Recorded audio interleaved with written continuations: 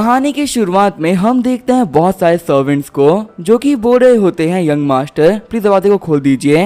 तभी वहाँ पे एक बंदा आते हुए बोल रहा होता है कि तुम्हारे यंग मास्टर कहाँ पर हैं। सर्वेंट्स बोल रहे होते हैं कि जो यंग मास्टर है ना वो अपने कमरे के अंदर है, कब से हम लोगों को आवाज लगा रहे हैं लेकिन वो बाहर ही नहीं आ रहे। वो बंदा गुस्सा करते हुए बोल रहा होता है कि आज यंग मास्टर की एज सेरेमनी है, हमारी कंट्री के अंदर जितने भी इंपॉर्टेंट मिनिस्टर्स हैं ना वो सभी यहाँ पे आ रखे हैं, यहाँ तक कि जो ली फैमिली के हेड हैं वो भी यहाँ पे आए हुए हैं। और ऐसे में हमारे थर्ड यंग मास्टर जो कि इस पूरे इवेंट के मेन कैरेक्टर हैं वही यहाँ से गायब है। क्या जो हमारे यंग मास्टर को बिल्कुल भी ख्याल नहीं है कि सभी लोग हमारी गू फैमिली के बारे में क्या सोचेंगे। यंग मास्टर फटाफट दरवाजे को खोल दीजिए वरना हमें ये तोड़ना होगा। यंग मास्टर इस बार आपने ना ली फैमिली को ऑफेंड किया है जो कि फिलहाल कैपिटल के अंदर बहुत सारी पावर को होल्ड करते हैं, और आपने यहाँ पे कोई छोटा मोटा काम भी नहीं किया, आपने ली फैमिली के एल्डर को परेशान किया है। अगर आप बाहर नहीं निकलोगे तो हम बहुत बड़ी दिक्कत में आ जाएंगे, इसी वजह से यंग मास्टर फटाफट से बाहर आ जाओ। वहीं अंदर हम देखते हैं गू फैमिली के थर्ड यंग मास्टर गू हानशेंग को जो कि बैठ के कल्टीवेट कर रहा होता है। हानशेंग बोल रहा होता है कि फाइनली मैं इस वर्ल्ड के अंदर रीइंकार्नेट हो ही गया। वैसे आप लोग को बता दूं मेरा नाम है गू हानशेंग और मैं हमारे तियानफेंग स्टेट के फाउंडर जनरल का ग्रैंडसन हूँ। आप ऐसा भी कह सकते हो कि हमारी फैमिली के अंदर सभी लोग बहुत ही हाई रैंकिंग ऑफिशियल्स हैं। अपनी प्रीवियस लाइफ के अंदर मैं एक बहुत ही पावरफुल कल्टीवेटर हुआ करता था जो कि अपने हेवनली प्रोफाउंड रियलम पे था, लेकिन जब मैं ट्रिब्यूलेशन में था तो मैं फेल हो गया, और जब मैं मरने ही वाला था ना तब मैंने सीक्रेट टेक्निक को यूज करा जिससे कि मुझे इस वर्ल्ड के अंदर रिकार्नेट होने का मौका मिला। आज वो दिन है जब मुझे फाइनली मेरी मेमोरीज वापस मिल रही है। अब जाके मैं कह सकता हूँ कि रीइंकार्नेशन के अंदर मैं सक्सेसफुल हो गया हूँ। अगर मैं सच बताऊं तो मैं इस वर्ल्ड के अंदर बेहद ही बेकार बॉडी के साथ में पैदा हुआ था। सभी लोगों को पता था कि इस बॉडी के साथ में मैं कल्टीवेट तो बिल्कुल भी नहीं कर सकता, इसी वजह से मेरे ग्रैंडपा ने मेरे ऊपर बहुत सारे मेडिसिनल हर्ब को खर्च किया ताकि इनका यूज करते हुए एटलीस्ट मैं लाइफ में कुछ तो कर पाऊं। और आज सिर्फ उनकी दी हुई मेडिसिन की वजह से जैसे ही मेरी मेमोरी वापस आई मैं वैसे काफी ज्यादा पावरफुल हो गया। लेकिन मेरी मेमोरी के वापस आते ही ना मुझे एक बहुत बड़ी दिक्कत के बारे में पता चला। लास्ट टाइम जब मैं मर रहा था ना तब मैंने सीक्रेट टेक्निक को यूज किया था जिसकी वजह से इस वर्ल्ड के अंदर मैं रीइंकार्नेट तो हो गया, लेकिन जो मेरे पुराने वर्ल्ड की मेमोरीज थी वो इस वर्ल्ड में तब आई जब मैं 20 साल का हुआ, क्योंकि मैंने एक फॉर्मेडियन टेक्निक को यूज किया था। इसी वजह से मेरी मेमोरीज और मेरी सेंसेस सील हो गई थी। अपने अंदर सेंसेस के ना होने की वजह से मैं 10 साल के बेवकूफ बच्चे की तरह था जिसका जो मन करता है वो वही करता है। और अब पूरे 20 साल बाद मुझे मेरी मेमोरीज वापस मिल चुकी है, और साथ ही मुझे ये भी समझ में आ चुका है कि इन 20 सालों के अंदर आखिर मैंने क्या कर दिया है। हम देखते हैं गेट के बाहर से आवाज आ रही होती यंग मास्टर बाहर आ जाइए, अगर आप बाहर नहीं आए ना तो हम सभी लोगों को पनिशमेंट मिलेगी। हानशेंग बता रहा होता है कि मेरी मेमोरीज के वापस आने से पहले मैं एक प्लेबॉय हुआ करता था जिसने की सिटी में हर एक जगह लोगों को परेशान कर रखा था। मैं हमारी गू फैमिली का इकलौता यंग मास्टर हूँ और इसी वजह से मैं काफी ज्यादा एरोगेंट हो गया था। मेरे पास में खुद की एक बैड बॉयज की टीम भी है जो कि पूरी सिटी में दिक्कतें खड़ी करने में मेरी हेल्प करते हैं। हमारे ग्रुप के लोग कुछ ऐसे काम है जो कि रोज ही करते हैं, जैसे कि लोगों को बुली करना, राह चलती लड़कियों के साथ फ्लर्ट करना और उनको परेशान करना, साथ ही अपनी गू फैमिली का नाम यूज करते हुए एरोगेंटली एक्ट करना। एक बार तो मिनिस्टर ऑफ रेवेन्यू के घर में ही घुस गया था। मिनिस्टर के घर में एंटर करने के बाद में मैंने उनकी बेटी कपड़े चुरा लिए और फिर ऑक्शन के अंदर सेम कपड़े को बहुत ही महंगे में बेचा। ये तो कुछ दिनों पहले की बात है जब मैंने मिस्टर की के बेटे को मारा था। जो हमारी कंट्री के मिस्टर की हैं वो मिनिस्टर ऑफ राइट्स हैं, और मैंने उनके बेटे को सिर्फ इसी वजह से मारा था ना क्योंकि उनके बेटे का कपड़े का कलर मेरे कपड़े सेम था। मैंने उस बंदे को पहले बोला था जाके कपड़े चेंज कर ले, लेकिन वो मान ही नहीं रहा था, इसी वजह से मुझे उसको पीटना पड़ गया। और उसके बाद से पूरी सिटी के अंदर कोई बंदा मेरे सेम कलर के कपड़े नहीं पहनता। और आज से तकरीबन 1 महीने पहले अपने दोस्तों के कहने की वजह से मैं ली फैमिली में घुस गया था और मैंने उनकी एल्डेस्ट डॉटर जो कुछ बोल नहीं सकती है उसे काफी ज्यादा बुली किया। मैंने तो उसे ये भी कह दिया था कि तुम काफी कमाल की दिखती हो लेकिन फिर भी तुम बोल नहीं सकती। सच में तो काफी ज्यादा बेकार बात है। मुझे हमेशा लगता था कि चाहे मैं कुछ भी क्यों ना कर लूं, जो मेरी गू फैमिली है वो मुझे बचा ही लेगी, लेकिन लगता है कि इस बार मैंने लिमिट को क्रॉस कर दिया है, इसी वजह से मेरी फैमिली भी मुझे नहीं बचा पाएगी। लेकिन अब मैंने यहाँ पे जितनी प्रॉब्लम्स क्रिएट करी है ना उन सभी रिस्पॉन्सिबिलिटी मैं खुद लेने वाला हूँ। अब उन सारी प्रॉब्लम्स को मैं खुद सॉल्व करूंगा। खुश होते हुए सारे सर्वेंट्स बोल रहे होते हैं यंग मास्टर फाइनली आप बाहर आ ही गए। हानशेंग बोल रहा होता है कि तुम लोग रो क्यों रहे हो, मैं तो अपने कमरे में ही बैठा हुआ था ना, कौन सा मर गया था। मैंने सुना है कि घर पे ली फैमिली के लोग आ रखे हैं, मुझे उन लोगों के पास में लेके चलो, देखते तो हैं क्या कि वो यहाँ पे क्या कह रहे हैं। मेट्स बोल रही होती है कि जो हमारे यंग मास्टर है ना वो वैसे काफी अलग लग रहे हैं, देख के लग रहा है कि ये अब काफी चेंज हो चुके हैं। सीन चल होता है, हमें गू फैमिली के मेन हॉल का सीन दिखाया जाता है। हॉल में आते ही सबसे पहले हानशेंग अपने ग्रैंडपा को ग्रीट करता है। ग्रैंडपा गू बोल रहे होते हैं कि ये तो काफी अच्छी बात है कि तुम यहाँ पे आ गए, फटाफट से यहाँ पे जितने भी ऑफिशियल आ रखे हैं ना उन्हें ग्रीट करो। वही साइड में हम देखते हैं ली फैमिली के ली तियान्युन को, जो कि एक हाई रैंक का ऑफिशियल है और अभी कोर्ट में से काफी चलती है। ग्रैंडपा बोल रहे होते हैं कि जैसे कि आप सभी लोगों को पता है, आज मेरे हानशेंग की कमिंग ऑफ एज सेरेमनी है, लेकिन इसी चीज के साथ में ना मुझे कुछ अनाउंस भी करना था। लॉर्ड ली से बात करने के बाद में मैंने डिसाइड किया है कि अब हमारी ली फैमिली और गू फैमिली के बीच में एक अलायंस फॉर्म होगा, जिसकी वजह से अब हानशेंग और लॉर्ड ली की बेटी की शादी होने वाली है। तकरीबन 1 महीने बाद में ये शादी होगी। हानशेंग सोच रहा होता है कि लगता है कि मैंने यहाँ पे आने में काफी देर कर दी, और मैं चाहे कितना भी क्यों ना ट्राई कर लूँ, मैं लोगों से नेगोशिएट नहीं कर सकता। अगर यहाँ पे मेरे ग्रैंडपा चाह रहे हैं कि मैं ली फैमिली में शादी कर लूँ, तो ये पक्का से ये सब कुछ ना मेरे लिए ही कर रहे होंगे। वैसे भी यहाँ से 1 महीने पहले मैं ली फैमिली के डॉटर को काफी बुली कर दिया था, और इसी वजह से अब चीजें मेरे ऊपर काफी भारी पड़ रही है। सभी लोगों को पता है कि जो हमारी गू फैमिली वो पहले के मुकाबले काफी डिक्लाइन कर रही है। इसी वजह से जो मेरे ग्रैंडपा वो चाह रहे हैं कि मैं ली फैमिली का सन इन लॉ बन जाऊं, जिससे ही गू फैमिली कमजोर होने के बावजूद भी ली फैमिली मुझे प्रोटेक्ट करेगी। अभी मुझे खुद के ऊपर काफी ज्यादा गुस्सा आ रहा है। ग्रैंडपा ने सिर्फ मेरी सेफ्टी के लिए अब मैं सब कुछ कुर्बान कर दिया। यहाँ पे ली फैमिली वालों के प्रेशर में आके शादी के लिए हाँ करनी पड़ रही है। ये अपने आप में हमारे लिए काफी बड़ी बेइज्जती है, और यहाँ पे ये सब कुछ मेरी वजह से हो रहा है। ली तियानियन बोल रहा होता है कि अब जबकि यहाँ पे सब कुछ तय हो ही चुका है, तो आज से तकरीबन 1 महीने बाद में मैं आप लोगों को ना गिफ्ट सेंड कर दूंगा, ताकि जो गू फैमिली के यंग मास्टर वो मेरी बेटी से शादी कर सके। ग्रैंडपा बोल रहे होते हैं हाँ लॉर्ड ली आप सही कह रहे हैं। तो ये बीच में हानशेंग बोलता है कि 1 सेकंड रुको, लॉर्ड ली आपके वर्ड्स के अंदर ना एक छोटी सी मिस्टेक है, जिसको कि मैं यहाँ पे ना ठीक करना चाहूंगा। आप कह रहे हो कि आप हमारी गू फैमिली के अंदर गिफ्ट 1 महीने बाद में भेजोगे, लेकिन यहाँ पे आप पूरी से गलत हो। ली तियानियन बोल रहे होते हैं मिस्टर गू आपके कहने का मतलब क्या है? आपको पता होगा कि गिफ्ट भेजना रिचुअल होता है, और अगर जो एक फैमिली और दूसरी फैमिली को गिफ्ट नहीं भेजी, इसका मतलब उनकी भी शादी नहीं होने वाली। ग्रैंडपा बोल रहे होते हैं हानशेंग इतने रूड मत बनो, फटाफट से यहाँ पे लॉर्ड ली से माफी मांग लो। ग्रैंडपा सोच रहे होते हैं कि आज से बहुत सालों पहले हमारी गू फैमिली काफी ज्यादा पावरफुल हुआ करती थी, और हमारे जो बच्चे हुआ करते थे वो ऐसे किसी फैमिली में शादी नहीं किया करते थे, लेकिन फिलहाल अब हमारे पास में ना कोई चॉइस ही नहीं बची है। हानशेंग बोल रहा होता है ग्रैंडपा भरोसा रखिए, मैं आपको यहाँ पे प्रॉमिस करता हूँ कि मैं कुछ भी खराब नहीं करूंगा।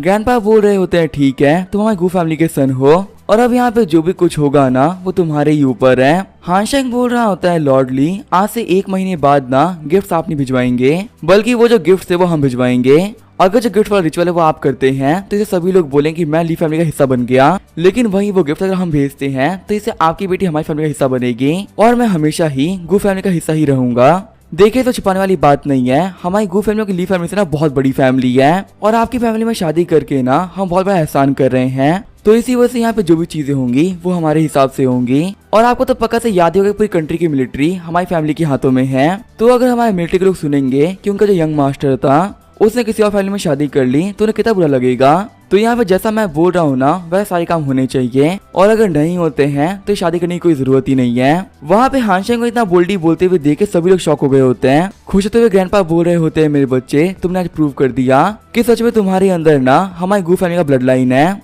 ली तियानियन बोल रहा होता है ओल्ड गू क्या आपका भी यही डिसीजन है? हानशेंग बोल रहा होता है कि आपको यहाँ पे ग्रैंडपा से बात करने की जरूरत नहीं है, मुझसे बात करिए। मैंने यहाँ पे जो भी कुछ कहा है वही फाइनल होने वाला है। अगर आप हमारी चीजों पे एग्री करो तो सब कुछ ठीक है, और अगर नहीं तो आप वापस जा सकते हो।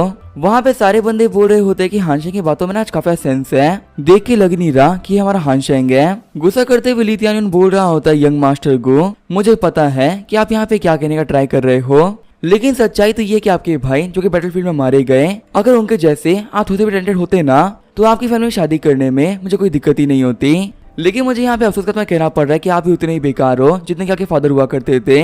अगर आपने सभी के सामने मेरी बेटी को बुली ना किया होता तो इस समय कभी लेके ही नहीं आता। हानशेंग बोल रहा होता है लॉर्ड ली अभी दोनों तरफ मैटर काफी गर्म है, अभी शादी को लेकर हमें बातचीत नहीं करनी चाहिए। मैं मानता हूँ कि मैंने पहले बहुत सारी गलतियां कर रखी हैं, और आपकी ली फैमिली की जो ऑनर है उसे काफी ठेस पहुंचा है। अगर इसके लिए कोई पनिशमेंट बनती है ना तो मैं पनिशमेंट ले लूंगा, और अगर आप चाह रहे हैं तो मैं आपकी ली फैमिली से माफी मांग लूंगा, लेकिन इससे तक फिलहाल तो मैं कुछ भी नहीं करने वाला। जाते हुए ली तियानियन बोल रहे होते हैं कि आज का जो मैटर था वो यहीं पे खत्म होता है, आगे की चीजों को हम 1 महीने बाद डिस्कस करेंगे। आगे हम देखते हैं रात हो गई होती है। अपने कमरे में बैठे हुए हानशेंग सोच रहा होता है फाइनली मेरी सेंसेस ओपन हो चुकी हैं, और अब मैं यहाँ पे कल्टीवेट भी कर सकता हूँ। थोड़ी देर तक कल्टीवेट करने के बाद में हानशेंग सोच रहा होता है कि मैं प्रोफाउंड रियलम के 28 स्टेज पहुंच चुका हूँ, लगता है कि कुछ दिनों के अंदर ही मैं लेवल अप कर जाऊंगा। तभी वहाँ पे हानशेंग कमरे के अंदर एक बंदा एंटर करता है जो कि रोते हुए बोल रहा होता है ब्रदर कहीं पागल तो नहीं हो गए ना, आखिर आप ली तियानियन के सामने इतना बोल्डी बात क्यों कर रहे थे? ये तो काफी अच्छी बात है कि आप गू फैमिली से बिलोंग करते हो, अगर यही सेम काम ना किसी और ने किया होता तो भी तो मारे गए होते। हानशेंग बोल रहा होता है ठीक है अब रो मत, वैसे भी तुम इतने बड़े हो चुके हो कि तुम्हें रोने में शर्म नहीं आ रही है। हम देखते हैं ये बंदा होता है हान रुयान, जो कि मिनिस्टर ऑफ वॉर का ग्रैंडसन है। हान रुयान हमारे हानशेंग का बचपन का दोस्त है और बचपन से सारी बदमाशियां इन लोगों ने साथ में ही करी है। हान रुयान हानशेंग के प्लेबॉय गैंग का मेंबर है। रोते हुए रुयान बोल रहा होता है कि मैं तो सेरेमनी में आने वाला था, लेकिन आपको तो पता ही है ना मेरे ग्रैंडपा कितने गुस्से वाले हैं। उन्होंने मुझे ट्रेनिंग करने के लिए भेज दिया था, फिर मुझे न्यूज मिली कि आखिर आपने आज क्या किया है। आपको पता है आपकी न्यूज मिलते ही ना मैं वहाँ से भाग गया, क्योंकि मुझे ये देखना था कि आप सेफ हो या नहीं। हानशेंग बोल रहा होता है कि क्या तुमने उस डॉग होल का यूज किया यहाँ तक आने के लिए। हान रुयान बोल रहा होता है ब्रदर आखिर आप कैसी फालतू बातें कर रहे हो, आपको पता है मिनिस्टर ऑफ वॉर का ग्रैंडसन हो, सिर्फ और सिर्फ भागने के लिए मैं डॉग हेयर को यूज थोड़ी करूंगा।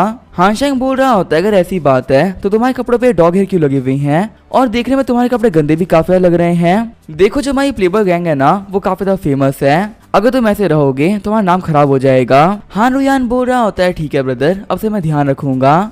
वैसे मैं आपसे यहाँ पे डॉग होल के बारे में बात करने के लिए नहीं आया था, बल्कि ली फैमिली के बारे में बात करने के लिए आया था। मैं सुना कि ली तियाई उनके मुंह पे बहुत कुछ बोला है। यहाँ पे ऐसा कुछ करने के बावजूद भी आखिर आप सेफ कैसे हो। हानशेंग बोल रहा होता है कि तुम मुझसे अब यहाँ पे हालचाल पूछने के लिए आ रहे हो, मुझे ली फैमिली भेजने वाले ना तुम ही लोग थे। हान रुयान बोल रहा होता है कि हमने तो बस ये बेट लगाई थी कि आपको घर के अंदर एंटर करना है, वहाँ की लेडी के साथ हमने जो भी कुछ किया है ना वो आपने किया है, वो करने के लिए हमने नहीं कहा था। हानशेंग बोल रहा होता है ठीक है अब जो हो गया वो हो गया, उनके बारे में बात करने का कोई फायदा नहीं है। हानशेंग सोच रहा होता है कि मेरे सेंसेस के ओपन होने से पहले मैं एक बहुत बड़ा बेवकूफ था, अब अपने बेकार पास्ट को याद करने का ना कोई फायदा नहीं है। हान रुयान बोल रहा होता है ब्रदर गु हम लोग क्या करना चाहिए, क्या सच में आपकी शादी ली फैमिली में होने वाली है या फिर आप उनसे फाइट करोगे। हानशेंग बोल रहा होता है कि अभी तो मैं सोच रहा हूँ क्या कि हम लोग को क्या करना चाहिए, वैसे मुझे ली फैमिली की ना बिल्कुल भी टेंशन नहीं है, जो होगा हम देख लेंगे। रुयान बोल रहा होता है कि ऐसी बात है तो सब कुछ ठीक है, चलिए हम लोग बाहर चल के थोड़े से मजे करते हैं। हानशेंग बोल रहा होता है क्या बाहर चलते हैं, लेकिन कहाँ पे। रुयान बोल रहा होता है वही ब्रदर जहाँ पे हम रोज जाते हैं। सीन चेंज होता है, हम देखते हैं वो लोग बाइमिंग टावर आ गए होते हैं, जो कि पूरे कैपिटल का सबसे ज्यादा कमाल का ब्रोथल है। ये एक बहुत ही महंगी जगह है जहाँ पे सिर्फ हाई रैंक के ऑफिशियल्स ही एंटर कर सकते हैं। हानशेंग बोल रहा होता है बाइमिंग टावर हम लोग यहाँ पे क्या करने के लिए आए हैं।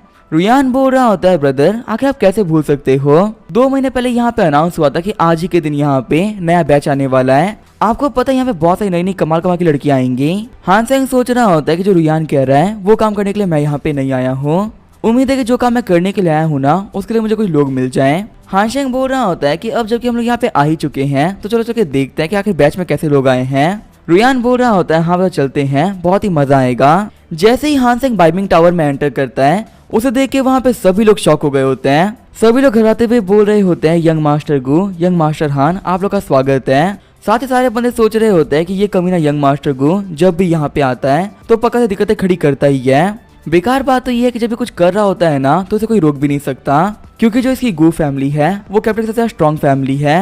फिर वहाँ पे सभी लोग अपने कपड़े चेक करते हुए बोल रहे होते हैं कि ये तो अच्छी बात है कि हमारा कलर सेम नहीं है, वरना आज से यहाँ पे हमें से कोई भी नहीं बच पाता। हानशेंग सोच रहा होता है कि जो मेरी इमेज है ना लगता है वो काफी ज्यादा खराब है, वैसे अगर देखा तो मैंने मिनिस्टर ऑफ राइट्स के बेटे को सिर्फ कपड़ों की वजह से मार दिया था, तो यहाँ पे लोगों को डरना काफी रिजनेबल है। हान रुयान सोच रहा होता है कि जो मेरे ब्रदर गु हैं वो कमाल के हैं, उनके यहाँ पे साथ में रहते हुए ना कोई मुझे बुली नहीं कर सकता।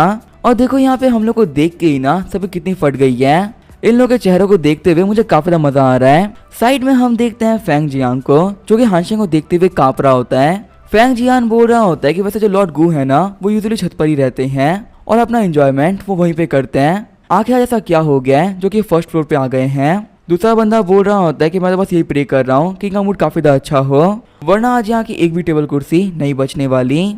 साइड में खड़ी एक लड़की बोल रही होती है मास्टर हम लोग क्या करना चाहिए। जैसे कि आप देख ही सकती हो यहाँ पे यंग मास्टर गु आ रखे हैं और जब भी यहाँ पे आते हैं ना बहुत बड़ी दिक्कत क्रिएट करते हैं। जो हमारा आज का इवेंट था वो हमारे लिए काफी ज्यादा इंपॉर्टेंट है, इनके यहाँ पे रहते हुए इवेंट करना काफी खतरनाक हो सकता है, क्या हम इसको पोस्टपोन कर दें। तभी मास्टर बोलती है कि जो गु फैमिली है वो एक बहुत ही पावरफुल फैमिली है और हम लोग सिर्फ एक नॉर्मल सा बाइमिंग टावर है, हम इन ऑफेंड तो कर नहीं सकते हैं। अगर यहाँ पे मास्टर को कुछ भी करते हैं ना तो हमें कुछ बोल भी नहीं सकते, तो इसी वजह से हम अपना बेस्ट ट्राई करेंगे ताकि हम इनको खुश कर सके।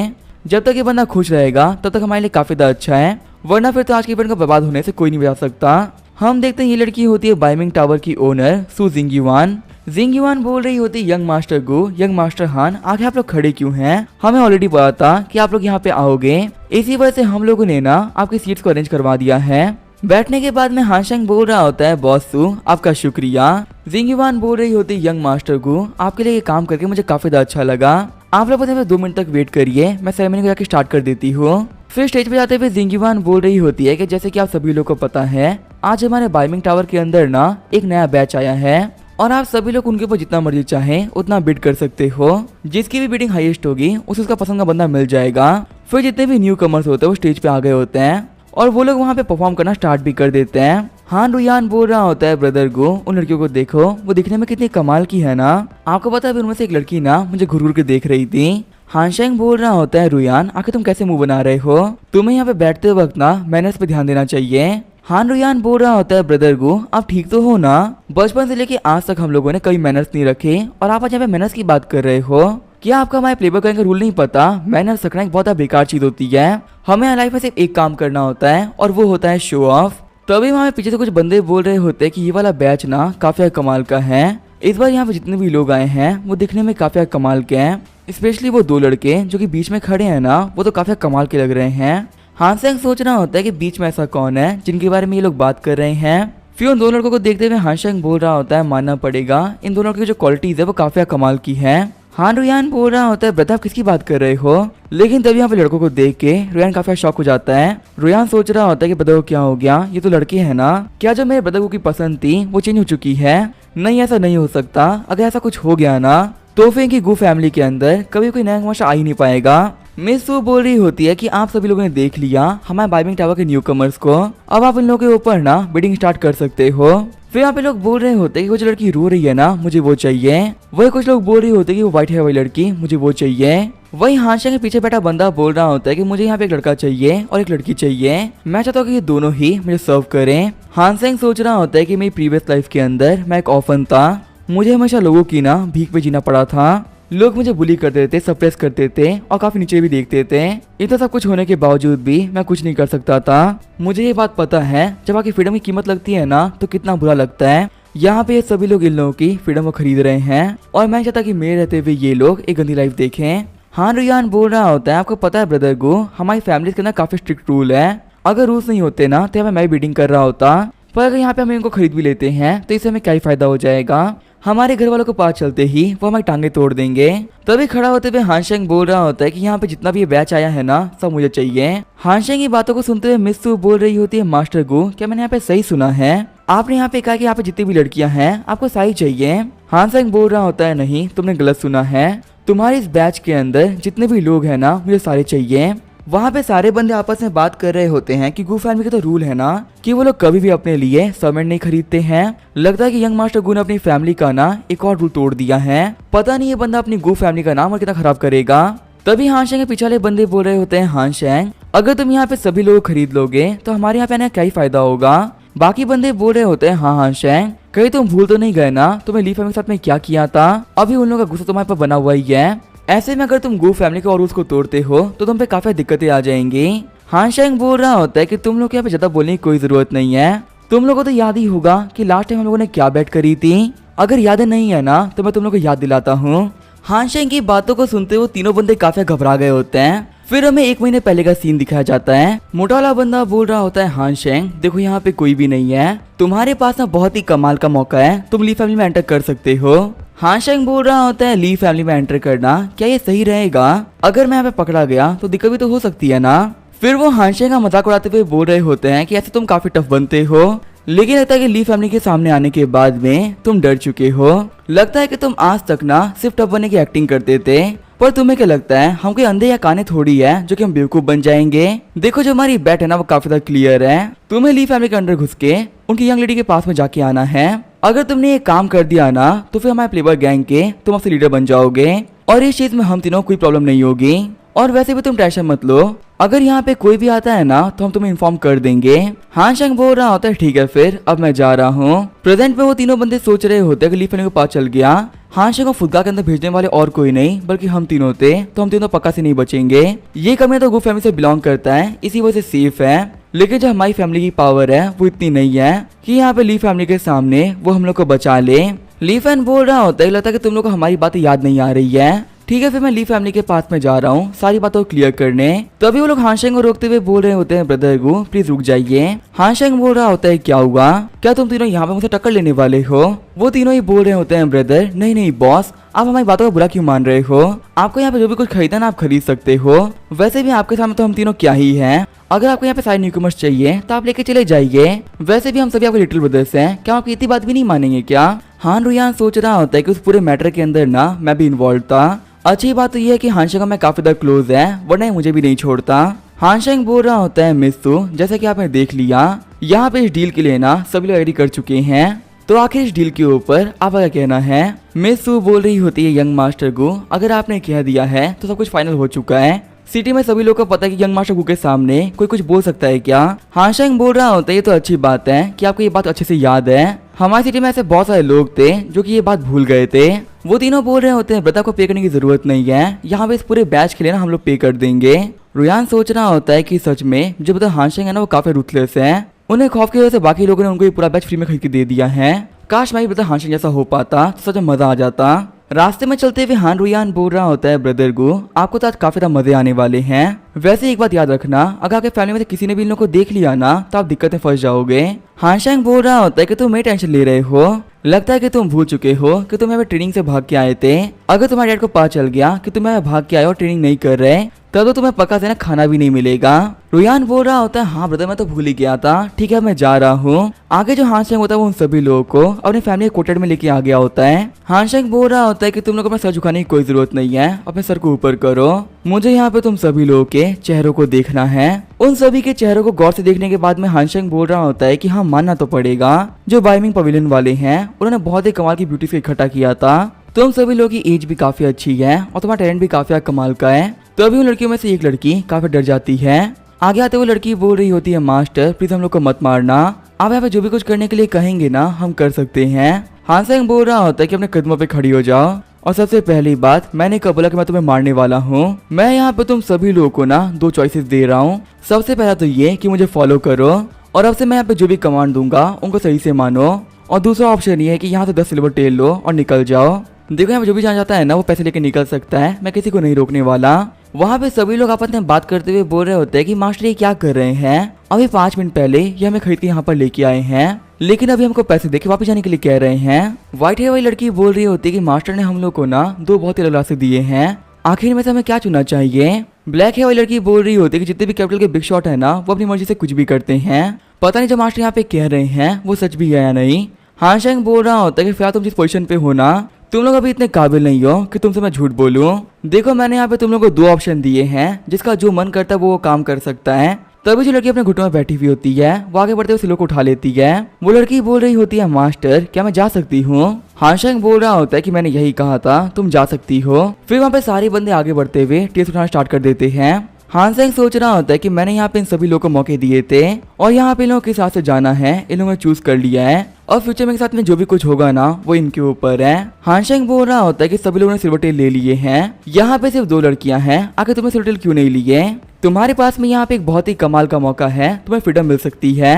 ब्लैक हेयर वाली लड़की बोल रही होती है मास्टर अगर मैं सच कहूँ ना तो हम बहुत ही लो लेवल के लोग हैं, इससे फर्क नहीं पड़ता कि हम कितनी दूर चले जाएं, हम जैसे लोगों को फ्रीडम मिलना बिल्कुल इम्पॉसिबल है, आज नहीं तो कल कोई और हमें पकड़ लेगा और फिर ऐसे किसी ऑक्शन के अंदर ना हमें बेचा जाएगा। हमारी किस्मत काफी ज्यादा अच्छी थी कि हमें आप मिल गए, वह नॉर्मली जो यंग मास्टर्स होते हैं ना वो इतने अच्छे नहीं होते। हानशेंग बोल रहा होता है कि तुम्हें लगता है कि मैं एक अच्छा इंसान हूँ। हानशेंग सोच रहा होता है कि मेरी पास्ट लाइफ के अंदर मैं एक बहुत ही क्रूअल कल्टीवेटर था और अगर मैं सच कहूँ ना तो मैंने अपने हाथों से 1000 लोगों को मारा होगा। ये जो वर्ड है अच्छा इंसान ये मुझे सूट नहीं करता।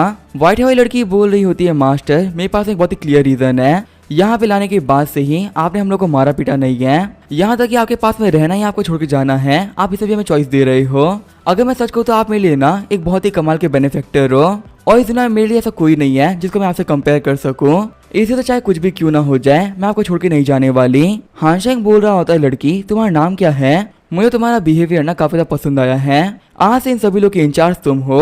हानशेंग की बात सुनते हुए वो लड़की काफी खुश हो गई होती है। झुकते हुए लड़की बोल रही होती है कि मेरा नाम है गोंग जिनयू, मास्टर का बहुत बहुत शुक्रिया, आपने मुझे यहाँ पे एक बहुत ही कमाल की अपॉर्चुनिटी दी है। साइड में देखते हुए हाशेंग बोल रहा होता है कि तुमने तो पैसे को चुना था ना, आखिर तुम लोग यहाँ से जा क्यों नहीं रही हो। तभी वो लड़कियां बोलती है मास्टर हमको आपको जैसा बनना है। साइड में देखते हुए हाशेंग बोल रहा होता है कि मुझे बताओ कि आखिर यहाँ से तुम क्यों नहीं जा रहे हो। साइड में खड़े दोनों बंदे बोल रहे होते हैं मास्टर हमको आपकी तरह बनना है, हम भी चाहते कि ऐसा कोई भी ना हो जो कि हम लोग को बुली कर पाए, एक दिन बिल्कुल ही आपकी तरह ही ना हम लोग fearless खड़े हो सके और इस गोल को अचीव करने के लिए भले हम लोग कुछ भी क्यों ना करना पड़े हम करने के लिए तैयार हैं। हाशेंग सोच रहा होता है कि मेरी पास्ट लाइफ में मैं भी तकरीबन इसी एज का हूँगा जब मैंने भी जियानो पोएम को शुरू किया था और कल्टीवेशन ग्रेट रास्ते पे मैं आगे बढ़ा था।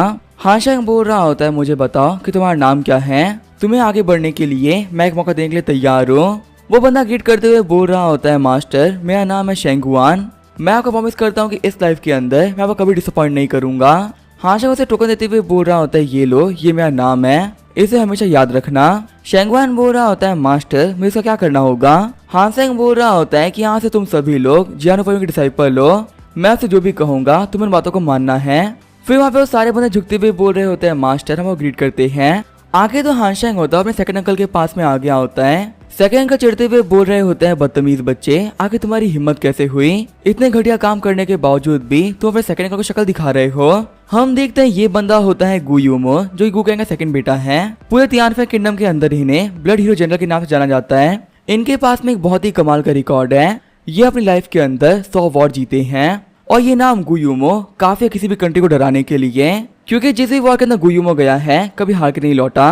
हाशेंग बोल रहा होता है सेकंड अंकल आपने तो मुझे हमें बुलाया था ना, तो आखिर हमें मेरे आने के बाद में आप इतना गुस्सा क्यों कर रहे हो। चिढ़ते हुए गुयुमो बोल रहा होता है कि तुम बोल रहे हो कि मैं गुस्सा ना करूं, आज मैं 12वीं पवेलियन के अंदर जितने भी नए बैच आए तो सबको खरीद लिया है, लगता है कि तुम्हें बात भूल हो कि हमारी फैमिली के अंदर कोई स्लेव नहीं रख सकता, यहाँ तक कि उस बैच को खरीदने के चक्कर में तुमने बहुत सारे यंग मास्टर को ऑफेंड भी कर दिया है। मेरे प्यारे नेफ्यू तुमने इतने बड़े बड़े काम कर दिए और तुम मुझसे यहाँ आके पूछ रहे हो कि तुमने किया ही क्या है, तुम्हें क्या लगता है तुम्हारे इन कामों पे मैं तुम्हें शाबाशी दूंगा। हाशेंग बोल रहा होता है सेकंड अंकल ये तो बहुत छोटा मैटर है, वैसे भी आपको पता है मुझे मेरी लिमिट पता है, मैं कोई भी ऐसा काम नहीं करूंगा जो गु फैमिली संभाल ना सके। चिढ़ते हुए गुयुमो बोल रहे होते हैं क्या तुम्हें तुम्हारी लिमिट पता है, अगर तुम्हें तुम्हारी लिमिट पता ही होती ना तो पूरा कैपिटल गु फैमिली के खिलाफ नहीं हो रखा होता। ये तो चलो काफी ज्यादा अच्छी बात है कि हमारी गु फैमिली के पास में काफी ज्यादा पावर है और इसी पावर की वजह से सभी लोग हमसे डरते हैं, वह तुमने तुम्हारी फैमिली को बदनाम करने में एक भी कसर नहीं छोड़ी थी। तुम्हें पता तुम्हारी एज के अंदर मैं और तुम्हारे ग्रैंडपा बहुत कुछ अचीव कर चुके थे, पर तुम यहाँ पे अपने कंट्री के अंदर ना नाम खराब कर रहे हो। वहाँ पे चिल्लाते चिल्लाते सेकंड अंकल खांसना स्टार्ट कर देते हैं। अपने घुटनों पे आते हुए हाशेंग बोल रहा होता है सेकंड अंकल प्लीज मैं बिलीव करिए अब ये हाशेंग ना कभी कोई गलत काम नहीं करेगा, मैं जितनी भी गलतियां करी हैं वो मेरी आखिरी गलतियां थी, बस इस बार के लिए आप मुझे माफ कर दो। गुयुमो बोल रहे होते तुम्हें पता है मेरे बच्चे हाशेंग आखिर मैं जिंदा क्यों हूँ, तुम्हें पता तुम्हारे फादर ने मरने से पहले ना मुझसे एक रिक्वेस्ट करी थी, वो चाहते थे कि मैं तुम्हारा ख्याल रखूं और इसी वजह से मेरे से ये बेकार इंसान आज तक जिंदा है, अगर वो प्रॉमिस ना होता ना तो मैंने अपनी इस लाइफ को कब खत्म कर लिया होता, मेरी लाइफ में कुछ भी बचा हुआ नहीं है, सिर्फ एक प्रॉमिस है जो कि मेरी सांसों को ना अभी थामे खड़ा है। हाशेंग बोल रहा होता है सेकंड अंकल आज मैं यहाँ पे कसम खाता हूँ मैं हमारी गु फैमिली की खोई हुई ग्लोरी को वापस रिस्टोर करूंगा, मुझे पता है कि मैंने अपनी फैमिली का नाम ना काफी खराब कर दिया है, लेकिन प्लीज आप मेरा बिलीव करिए जो प्रैक्टिस हमारे पास में थी ना वो वापस लौट के जरूर से आएगी। मैं गु हाशेंग पूरे वर्ल्ड को दिखा दूंगा कि आखिर जो हमारी गु फैमिली है ना वो कितनी कैपेबल है, और आज मैं यहाँ पे बिल्कुल ही मजाक नहीं कर रहा हूँ, मैं सच्ची सीरियसली बोल रहा हूँ। गुयुमो सोच रहे होते हैं कि आज ये बच्चा ना बहुत ही अलग लग रहा है, काश जो ये बच्चा बोल रहा है वो ये सच कर दे।